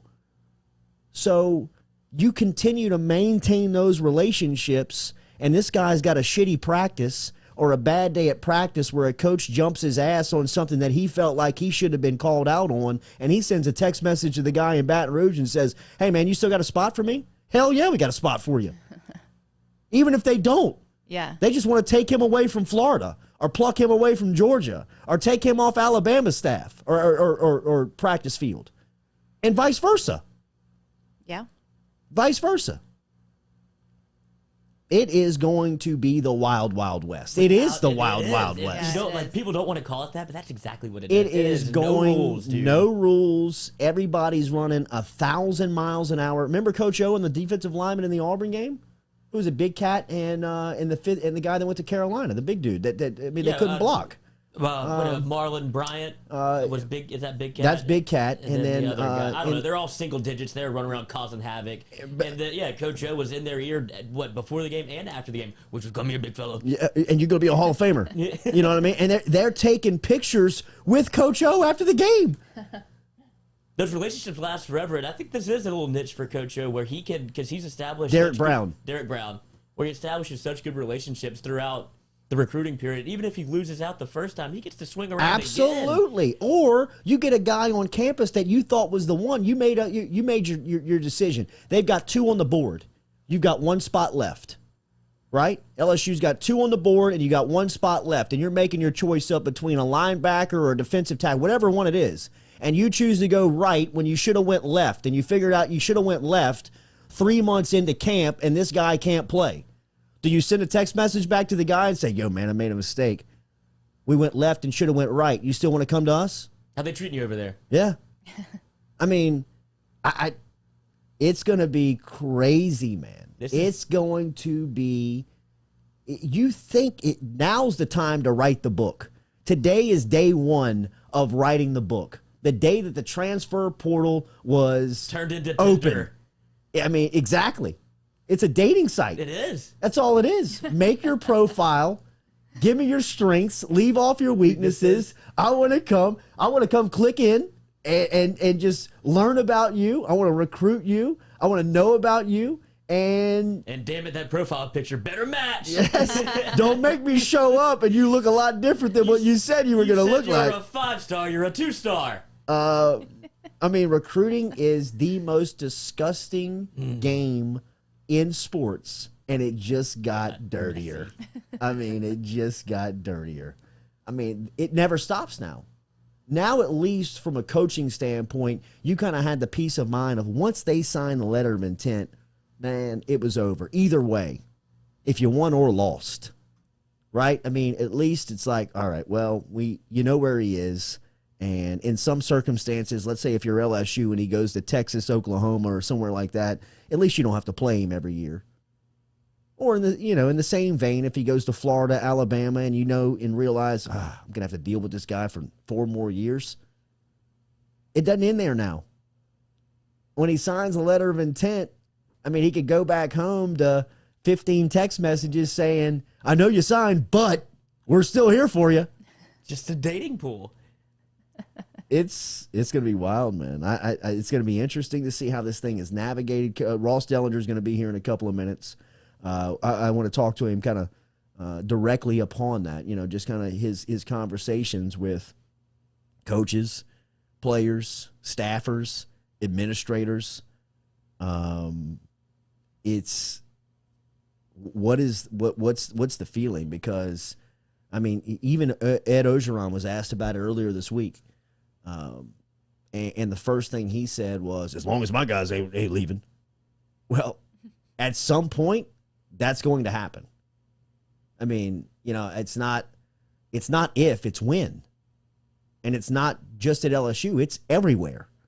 And it's going to be somebody that you've spent a lot of time, a lot of resources, a lot of money, and I'm not talking illegal money, I'm talking about recruiting budget money that you spend in recruiting a certain player, and you're going to lose that guy. I mean, look at the guys that Tennessee has lost. Tennessee lost their headliner from their 2019 class, a 5-star offensive tackle, and their starting safety. All because of a coaching change. I mean, that's why the rule was put in place. Yeah. So Tennessee fired Jeremy Pruitt in the offseason, brought in Josh Heupel, new coach from Central Florida. He comes in, addresses the locker room on day one. A lot of these guys says, this ain't my vibe. I'm out. I didn't sign with this guy. Yeah. And now they have the ability to leave and go play somewhere. I agree with that. No, the rule makes sense. The rule makes sense in a world where they are so unprotected. Yeah. And really and truly uncompensated, which is insane. Yeah. From the amount of money that they make, the university and everybody, businesses. I mean, it's to finally get something that's pro player. Yeah. In college sports is refreshing. Mm-hmm. And if it doesn't make a lot of sense for the coaches and administrators, okay. Right. Cool. And on its surface, it should be fine. Like, if you just looked at it and you didn't know anything about how college football operates, like, in the shadows, it's like, oh, this is a fair rule. But this just opened up the floodgates for those people that want to lurk in the shadows. It's going to get nasty. Yes. And this is going to bring it. It's going to be more public. It's also going to exploit kids. Without a doubt, that's what I'm saying. It's going on to its face. It makes sense. Yes. It's going to... it'll classify the real ones and the fake ones real quick. Yeah, Tom Granning said it's going to start showing the true character of these kids. 100%. And coaches. 100%. And the coaches, too. Coaches. Yeah, it's going to bring the fake ones out real quick. I mean, you're going to see the people who either step on to campus day one and say, oh, shit, look at all this competition. I had no idea. Yeah. I can't play here, or I don't want to do this. Or somebody that says, all right, you know what I mean? Now I'm in the mix, and here I am, and let me go be great. I think that it's going to smoke a lot of people out real quick. You know what I mean? You're gonna find out real soon. Some of these coaches are gonna get one swing and they'll be like, "No, dude, he did me dirty," and then you're gonna have to wait a couple years to go back to that portal because word's gonna travel fast about why you got on campus and what they did when you got there. It's also a one-time get-out-of-jail-free card. So you got to think from a transfer standpoint. Do you want to burn that thing on your freshman season? Do you want to burn that thing on the first time something goes a little off base or a little bit of something that you may not agree with? Is this the time where you're ready to play that card? And you jump into a situation into another program where you just made a decision because you were pissed off, and here you are and burned up your transfer eligibility, and you're at a place that's just as miserable as the one that you were before. Well, they shouldn't, but they will. Oh, it's going to happen. I mean, it's definitely going to happen. You're going to see recruits that you heard of that were 4- or 5-star kids that are going to disappear for 2 years. Yeah. Absolutely. Remember yesterday when we were talking about coaches, and you were saying how people thought coaches didn't matter as much, like. So I started watching the Michael Jordan thing last night, The Last Dance. Yeah. Has everyone watched this? Yes. Am I like way behind? You're way behind. Way behind. Know, like, but we are rewatching it in our house. Okay. So Jordan. I'm watching it for the first time. And I didn't know like all the backstory, but the Jerry Krause guy when they were saying he was like moving parts around. I know, but I didn't know about him, and he's such a little guy. Yes. I mean, like short guy, not little. That is short. the definition of little man syndrome. Totally. Like, I mean, and that's coming from a little man. I mean, that is. You always say that, but no. Anyway, so they were saying like he was moving parts around, but not Jordan. But he thought that about coaches too. Phil Jackson was that the coach? So like they were like saying he was just interchangeable. To and him. the thing, which was so crazy. I know, and the thing crazy. that I didn't get about Krause in that whole situation is that he was the one that found Phil Jackson. Yeah, that was. He was the one that went down to Puerto Rico and brought him back up and said, "This is the guy.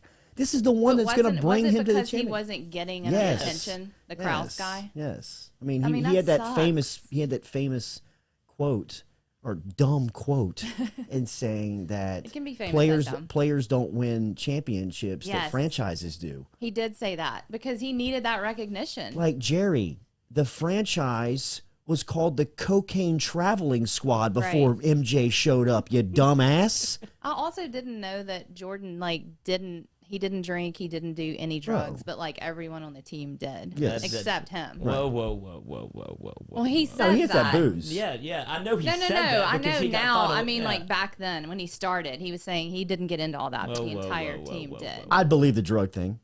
Yeah. I'd believe the drug thing. Maybe. I believe the drug thing. I'm just saying he got the final cut on that, and I would also be like, He look, did. I didn't drink or do drugs. But I he saw told what the was story going about on. how he walks in the room and one thing I think that does stand out after watching and rewatching it again is that you see nothing about Jordan's family.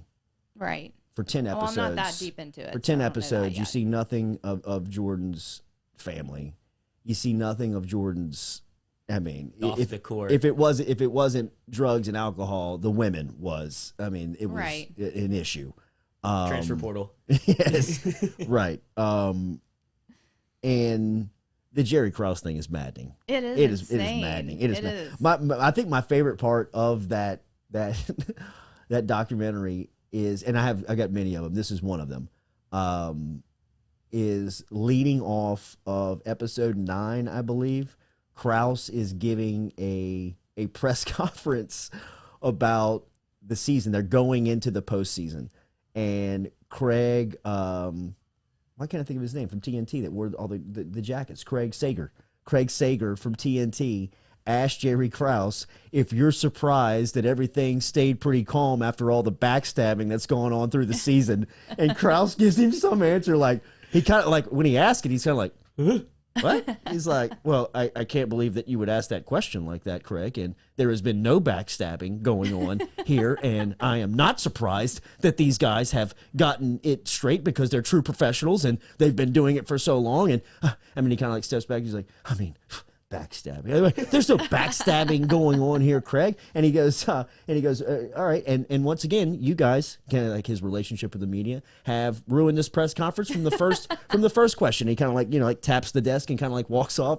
And some Chicagoan in the back in the media goes, "Nice job, Craig." And Krause is kind of like waddling out, and as he's waddling out. He does waddle. Well, Krause is Danny DeVito in Space Jam. 100%. Yeah, has to be. Has to be. Everybody has in the to be. bunker And I mean, is so mad about these size comments, but I'm not talking about anyone here. I'm talking about Jerry Krause.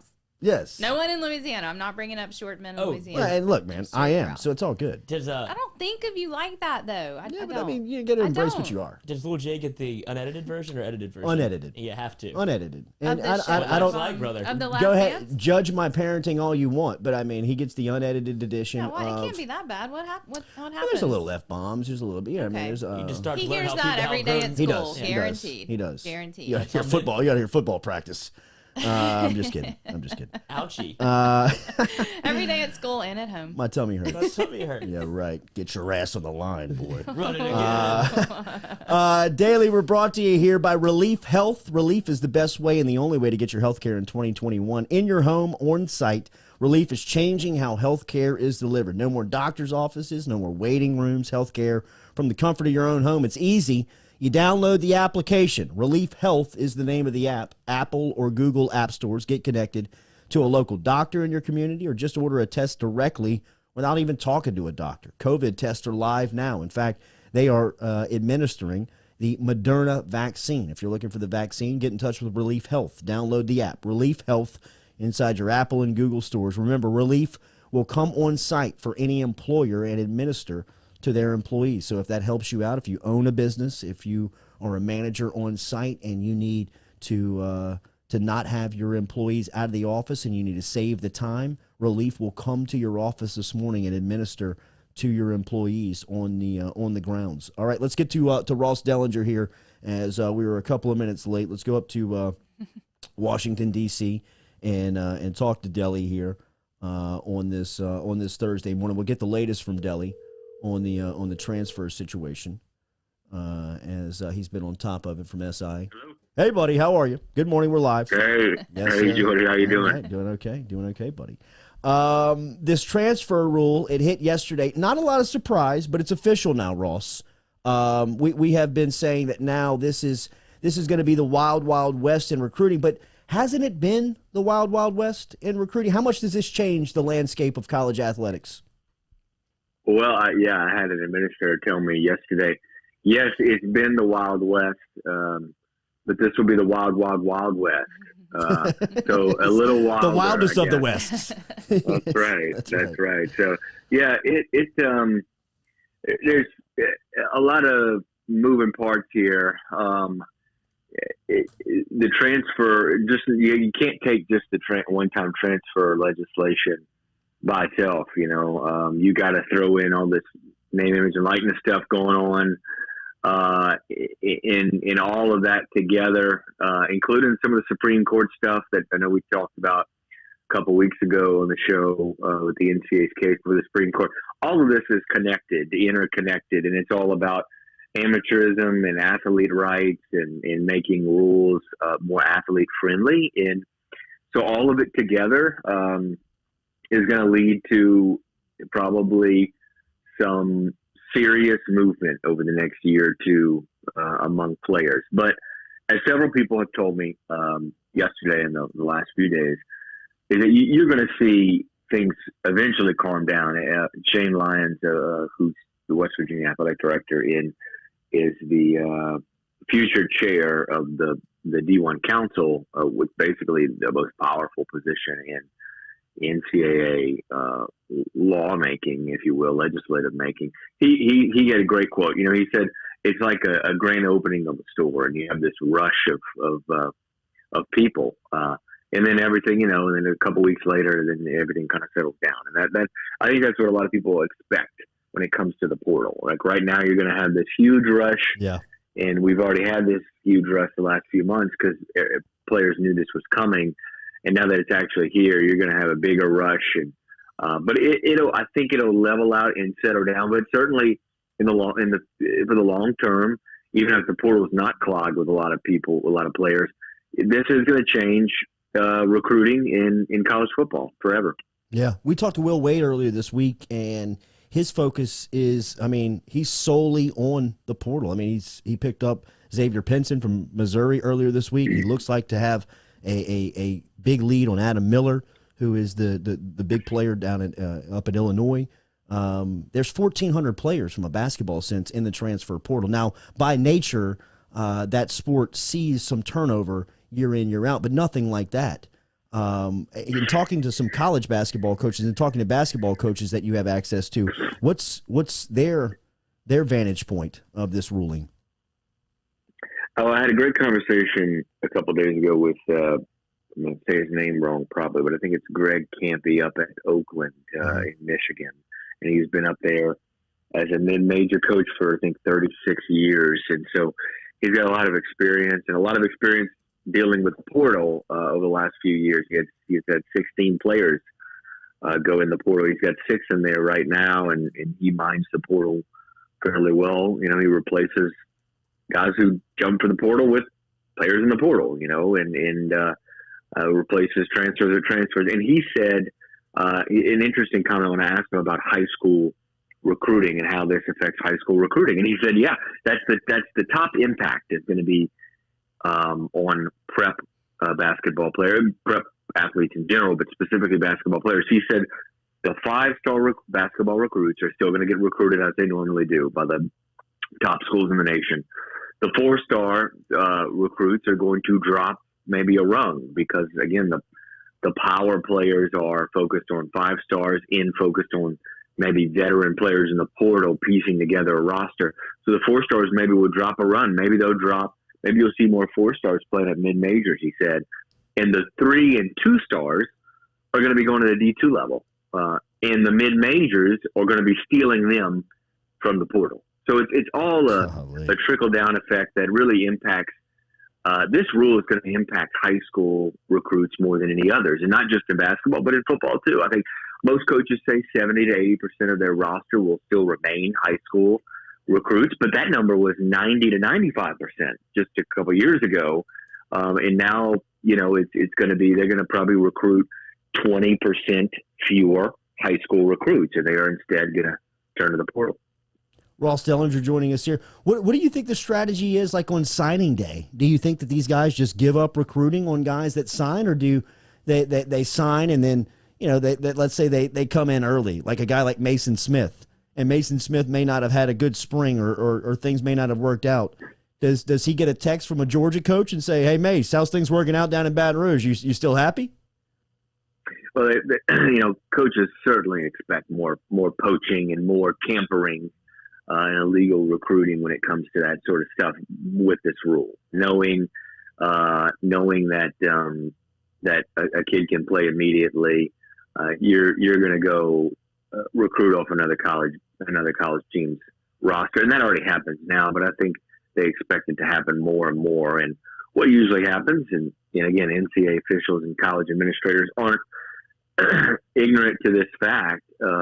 They know it happens where, one college coach calls the high school coach of a player on another college team.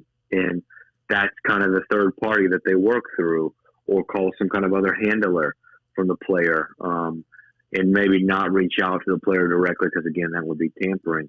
So that happens all the time, and it's just going to go up. You're just going to see it go up, and you're going to see mysteriously a player enter the portal and then within a day be committed to another college. Well, what's happening there. There were tampering and there was some illegal recruiting going on. But like I said, that happens now. It's just going to happen more. And you will see, you'll see a really an incredible amount of movement. And the next step to this is the NCAA, at least for football, changing the 25-man signing limit. Really? A team can only sign. Yeah, I think it's coming. We wrote about it earlier this spring that it's probably coming down the pipe. For your listeners who don't know, the schools can only add 25 new players a year. And, if you lose 8 transfers in May and June, and, you sign your max at 25, you're out 8 spots starting the fall, because you can't replace those transfers. So I think there's some proposals out there, for replacing transfers and getting an additional new signee. So that's not going to happen this year, but I think it could happen in the years to come. Ross, how do you think this affects the Arik Gilbert situation? I don't know. I saw maybe where, and I don't keep up with stuff down there like I should probably, but I saw where he has, there's some sparks down there. He met with the coaches. I don't know how that all works. I don't know what his situation is exactly. I would assume that LSU kept open some spots. Again, you guys would know probably more than me, but kept open spots after this past signing class. Most coaches are doing that. They're keeping open spots in case kids transfer over the spring, summer, that they could replace them with maybe late signees or other transfers in the portal. So I assume they kept some spots open for players like, transfers, or players like him that maybe could return to the team and take up a scholarship spot. But obviously it'd be huge if LSU could add him, re-add him in some way. He certainly, it sounds like he's had some real issues in the past, and hopefully things are smoothed out. What are you working on now, Ross, now that some spring drills are closing up around colleges across the country and some are ongoing right now? What's the focus outside of this transfer stuff that I know has dominated a lot of what you've been working on. What's some of the things that you're looking on spring workouts around college football? Well, there's the transfer stuff, and I spent almost 3 weeks in Indianapolis for the NCAA tournament. That kind of bogged me down a little bit. It's hard to get people to care about spring football, and we've all had a hard time in getting people to read about spring football. So part of the reason they put me, I think, on the NCAA tournament was because of that. I'm working on I am working on a spring football story about Brian Harsin over at Auburn. Hopefully to drop that tomorrow. Their spring game is this weekend. Also working on, like I have been for the last year and a half or so, name, image, and likeness stuff. Yeah. And some things coming to a head there.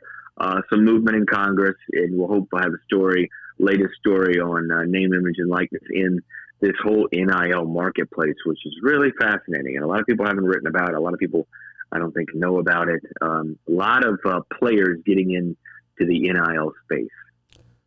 July, right? It'll make its debut in Florida? Florida and now Mississippi, I believe. And you're going to have at least a half a dozen other states pass laws by July as well. So there'll be as many as, 8 to 10 states that will have laws kick in July 1, and the NCAA will have its own legislation if the Supreme Court rules. They're waiting for the Supreme Court rule, which also will be part of that story next week. The NCAA's legislation has been held up basically by them waiting for a Supreme Court to rule on the Alston case. But yeah, it's going to be quite a chaotic summer. It is going to be that will have as much as an effect on recruiting as this story, correct? Oh, more. I think it'll have more. I think it'll even have more of an impact in a lot of ways. It'll have more of an impact on recruiting than the one-time transfer.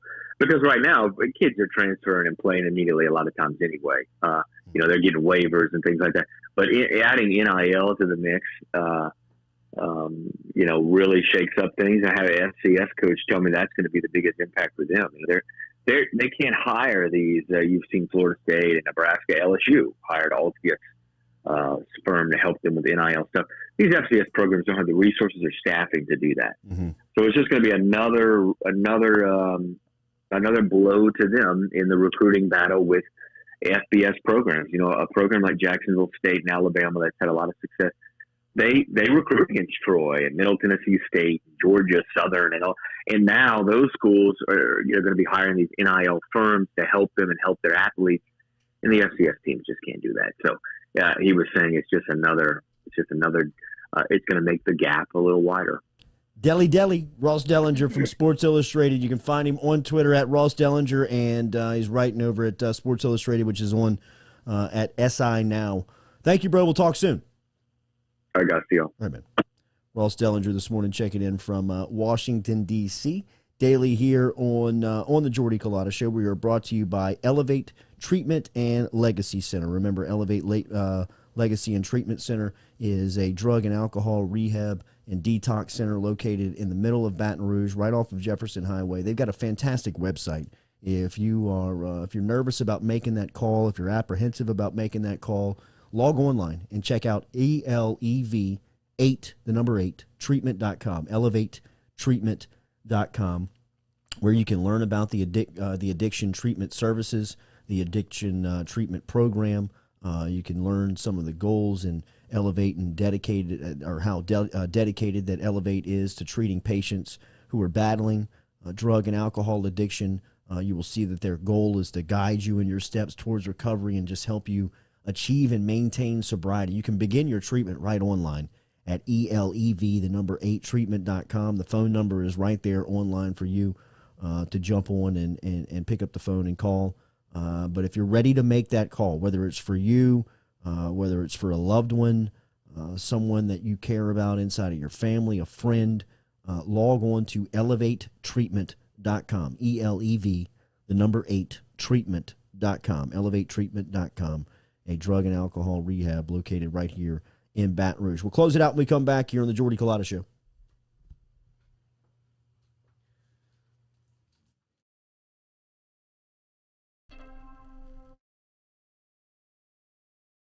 Gearing up for spring and summer down here in South Louisiana, and you want to keep your lawn maintained during these sunny seasons, get in touch with our friend Blake Abear over at Abear's Lawn Maintenance, where he says, you grow it, I mow it. 225-485-8022. 225-485-8022 is where you can find Abear's Lawn and Maintenance, the official lawn and maintenance company of the undisclosed location.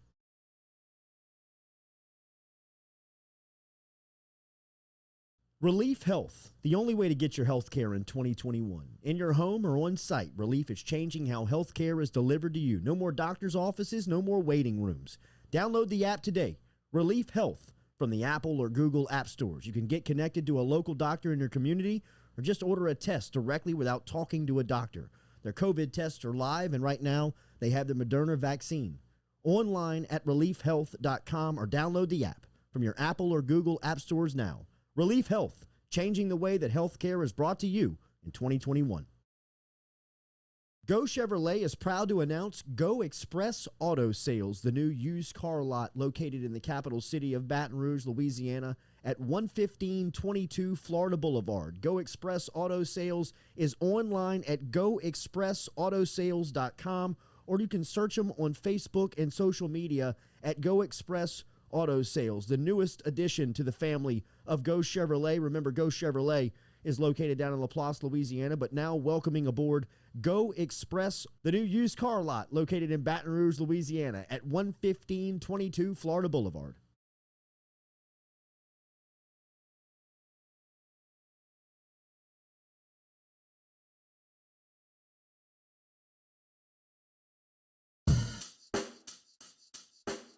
Check the mic and make sure it sound right, boys.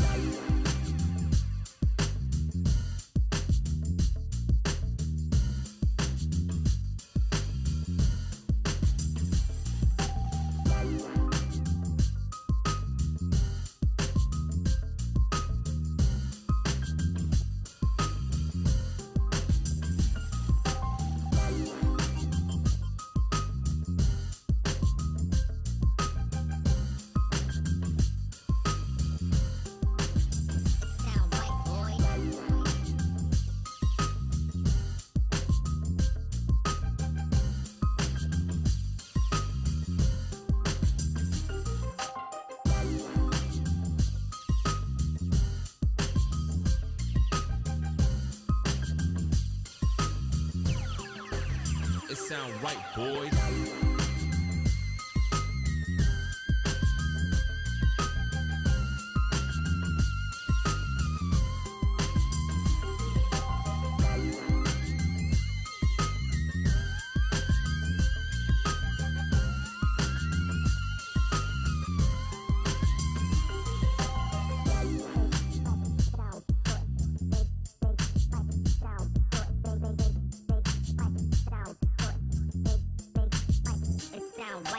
Welcome back to the Jordy Culotta Show, driven and powered by Go Chevrolet every single day right here on YouTube, Facebook, JordyCulottaShow.com. Occasionally Instagram.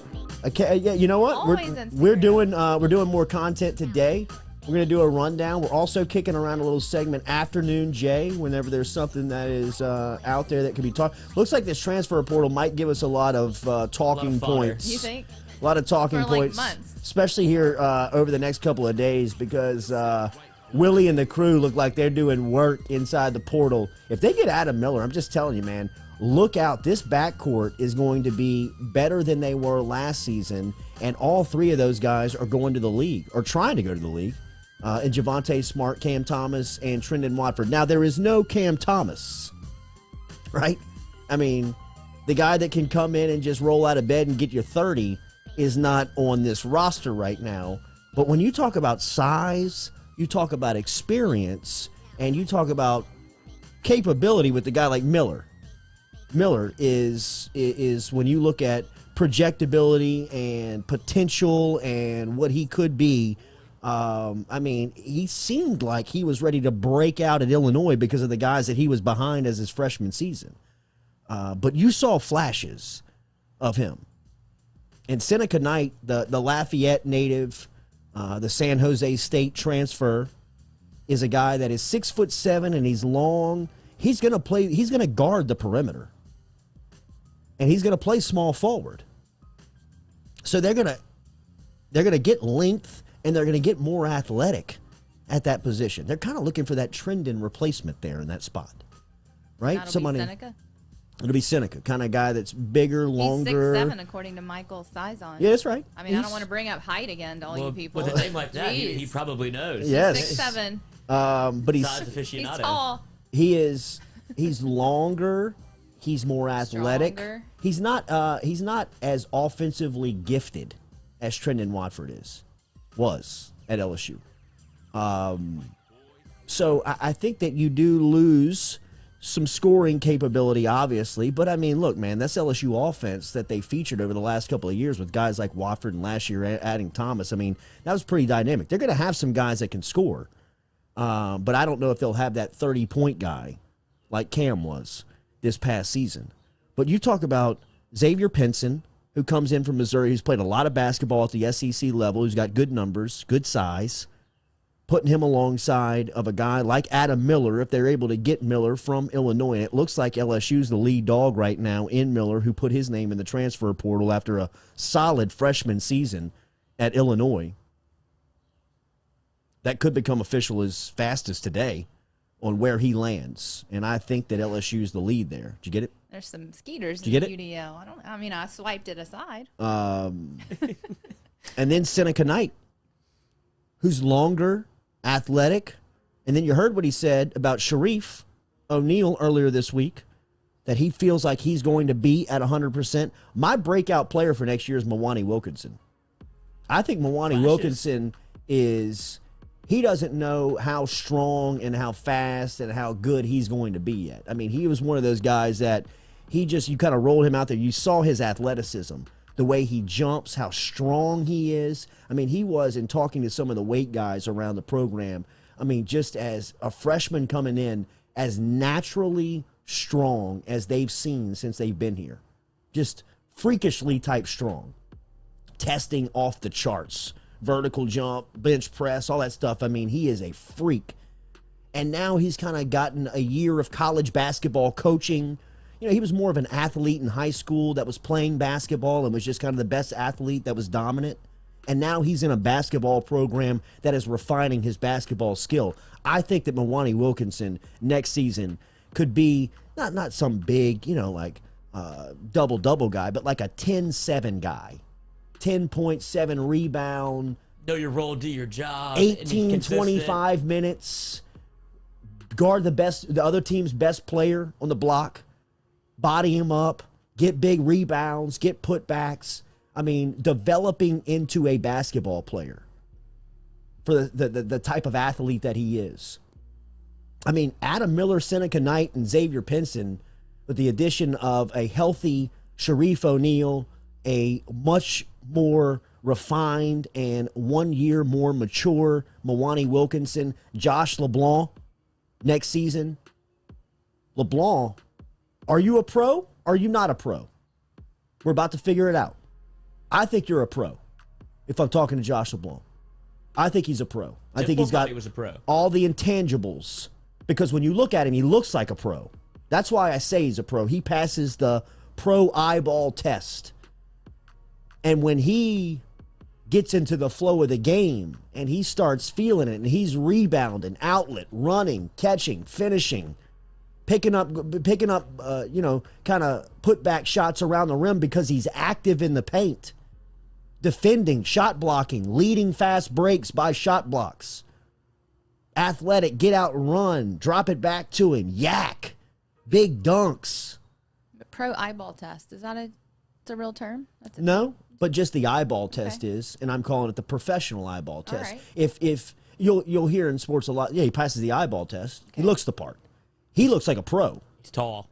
You know what I mean? A lot of people are talking about that when they look at, just somebody coming in to play college football. I'm saying Josh LeBlanc passes the professional eyeball. He looks like an NBA player today and has the skill set if, nurtured and coached. I think you just got to get him motivated every day.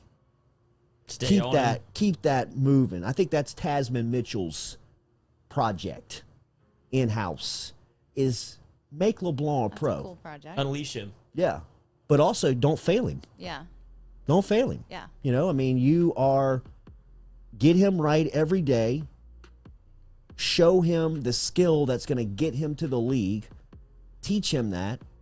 And then let him go out there and just be a baller, man. And just be a dog. Because I think he's a South Louisiana kid, man. You know he's a dog. I mean, you know he's got that mentality where if you test him, he's going to bark back at you. I just think that the motivation for him every single day is the task. And that's what pro scouts worry about, to be quite honest. If you are unmotivated while you're broke, thirsty for the money and the lifestyle, once you get the money and the lifestyle, what's your mentality going to be? And there's cautionary tales a million miles long in that league of guys that were as talented, if not more talented, than Josh LeBlanc that flamed out. So, I mean, those are the types of motivational tactics that you could use with a guy like LeBlanc, because the basketball skills, he's got it. And a year and an offseason of understanding, hey, dude, you could be the man at LSU next year. You could be the guy that if LSU's playing on Super Tuesday on ESPN, they're going to use your image. And now in a world of name, image, and likeness, you can start making money on that on the back end of it in your hometown of Baton Rouge, where everybody knows you. And everybody wants to wear your jersey if you're going to be the dude. I mean, that would be my pitch to Josh LeBlanc today. Today, Josh, by the time next basketball season tips off, name, image, and likeness is going to be enacted. It's going to be moving. You've got potential to be LSU's the face of the program next year. You've got an opportunity to be Trendon Watford, to be Cam Thomas, to be Tremont Waters, to be one of these guys that have come in here the last season and, you know, they've used their name and used their image and sold their jersey at the bookstore. Bro, you could be the guy. And then you could go sell to an NBA scout and general manager of, hey, last season I saw the writing on the wall, last offseason, that it was going to be my team. And I accepted that role and became a leader in the offseason. And once the year got here, I was the dude. Speaking of pro, did y'all watch the Mavericks game last night? No, but I love Luka. That shot, though. I mean, it's impossible. The lean in? That's a great play to get him open. I mean, Coach. I wish we could play it, but we'll get apparently get sued flagged or arrested or whatever's going to happen. Taken out God, that was an amazing shot. We will get flagged. Dude, imagine if you could redo that draft, if Luka goes to the Suns, they would be unbelievable. What pick was he, the third? Yeah, third. It was Ayton went first. DeAndre Ayton went to Phoenix. And then didn't Bam, not Bam, Orlando Magic. The name, bro. The name of the song. It's the rap song. Mo Bamba. Mo Bamba. Didn't he go second overall, did he?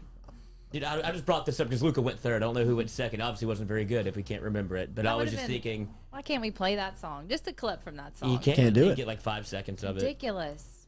Who's the second pick in the... I'm Googling it right now because it's aggravating the hell out of me. It's not Mo Bamba. It's not, for sure? I'm 80% sure without looking at it. Only 80% though? Marvin Bagley. Oof. Marvin Bagley the third went to the Sacramento Kings. The Kings just eat you up. Yes, they do. DeAndre Ayton went first to the Suns. Marvin Bagley went second to the Kings. Luka went third. How do you say his last name? Trae Young went fifth. Well, that was the trade. Doncic. Doncic, is it? Yeah, Doncic. Okay. They drafted Trae Young first, and then they traded. They pick swapped for Luka. Both teams win there. I mean, Luka, it seems like he's the... I mean, Trae's been good, but, I mean, Luka is a star. Yeah. I mean, some people have Trae Young pegged as the next Steph Curry. I mean, he plays the same type of basketball. Steph Curry went off again last night. He did. That's just fun to watch. It is, man. What are we going to do when the basketball season is over? We're going to figure out what the hell we're going to do. All we're going to have to talk about is baseball. No, that's for not like going to happen. a few months. But I'm just saying that's the only thing that's going to be around. We call Alex Lang, and we get an update every day of what they're doing and how they're doing. Okay. Shout out to Langy. Last night, dealing again. 1 inning pitch for Alex Lang versus the Houston Astros. No Bregman in the lineup last night for the Stros, but gave up a hit, no runs, struck out 2 for the former LSU ace as he makes his second outing as a big leaguer last night with the Detroit beat the Detroit Tigers. So are you built for minor league baseball? Like if you got drafted, how long could you do that? Oh, coach, not a long time. Oh. Like you're asking him personally, is he built for it? Not a long time. You're not a ham sandwich in a bus kind of guy? I want to think that I am. I want to say that I am. You're a sweet guy now. But yes. I mean, look, man, at 24 and 23, I was definitely but some of the stories that Terrio has told me about, just life in the minor leagues. Some of it sounds like a hell of a time, and it's awesome. Yeah. Some of it's awesome. But some of it would get old very, very quick. You better like your teammate. The toughest thing would be getting called up to the show, living that lifestyle of flying commercial, having all of your locker rooms so hard with all of the food. I mean, not flying commercial, flying private. Flying private when you get called up to the big leagues. Hell, they would take a They'd take a commercial flight, no doubt. Spirit. I mean, but like you got catered locker rooms, pre-game, post-game. You've got all these types of, just perks and amenities, and then you get sent back down to the minors, and you're riding a school bus in some back town of Ohio. And as soon as you get back, everybody's asking you, dude, how's the show? How's the show? You're like, I don't want to talk about it, dude. I just tasted it. I didn't get the whole meal. All right. Well, have a good Thursday out there.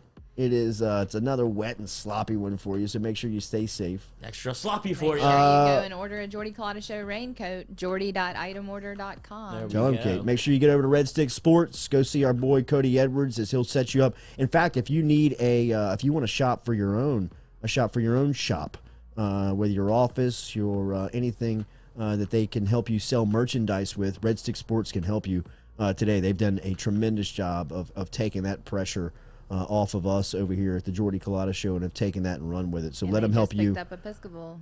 Did they get it? Yes. Nice. They got it. Nice. Let them help you today. Red Stick Sports. All right, for Go Chevrolet, for everybody here, Lizzie, Katie, Nick back at the house live tweeting during the show.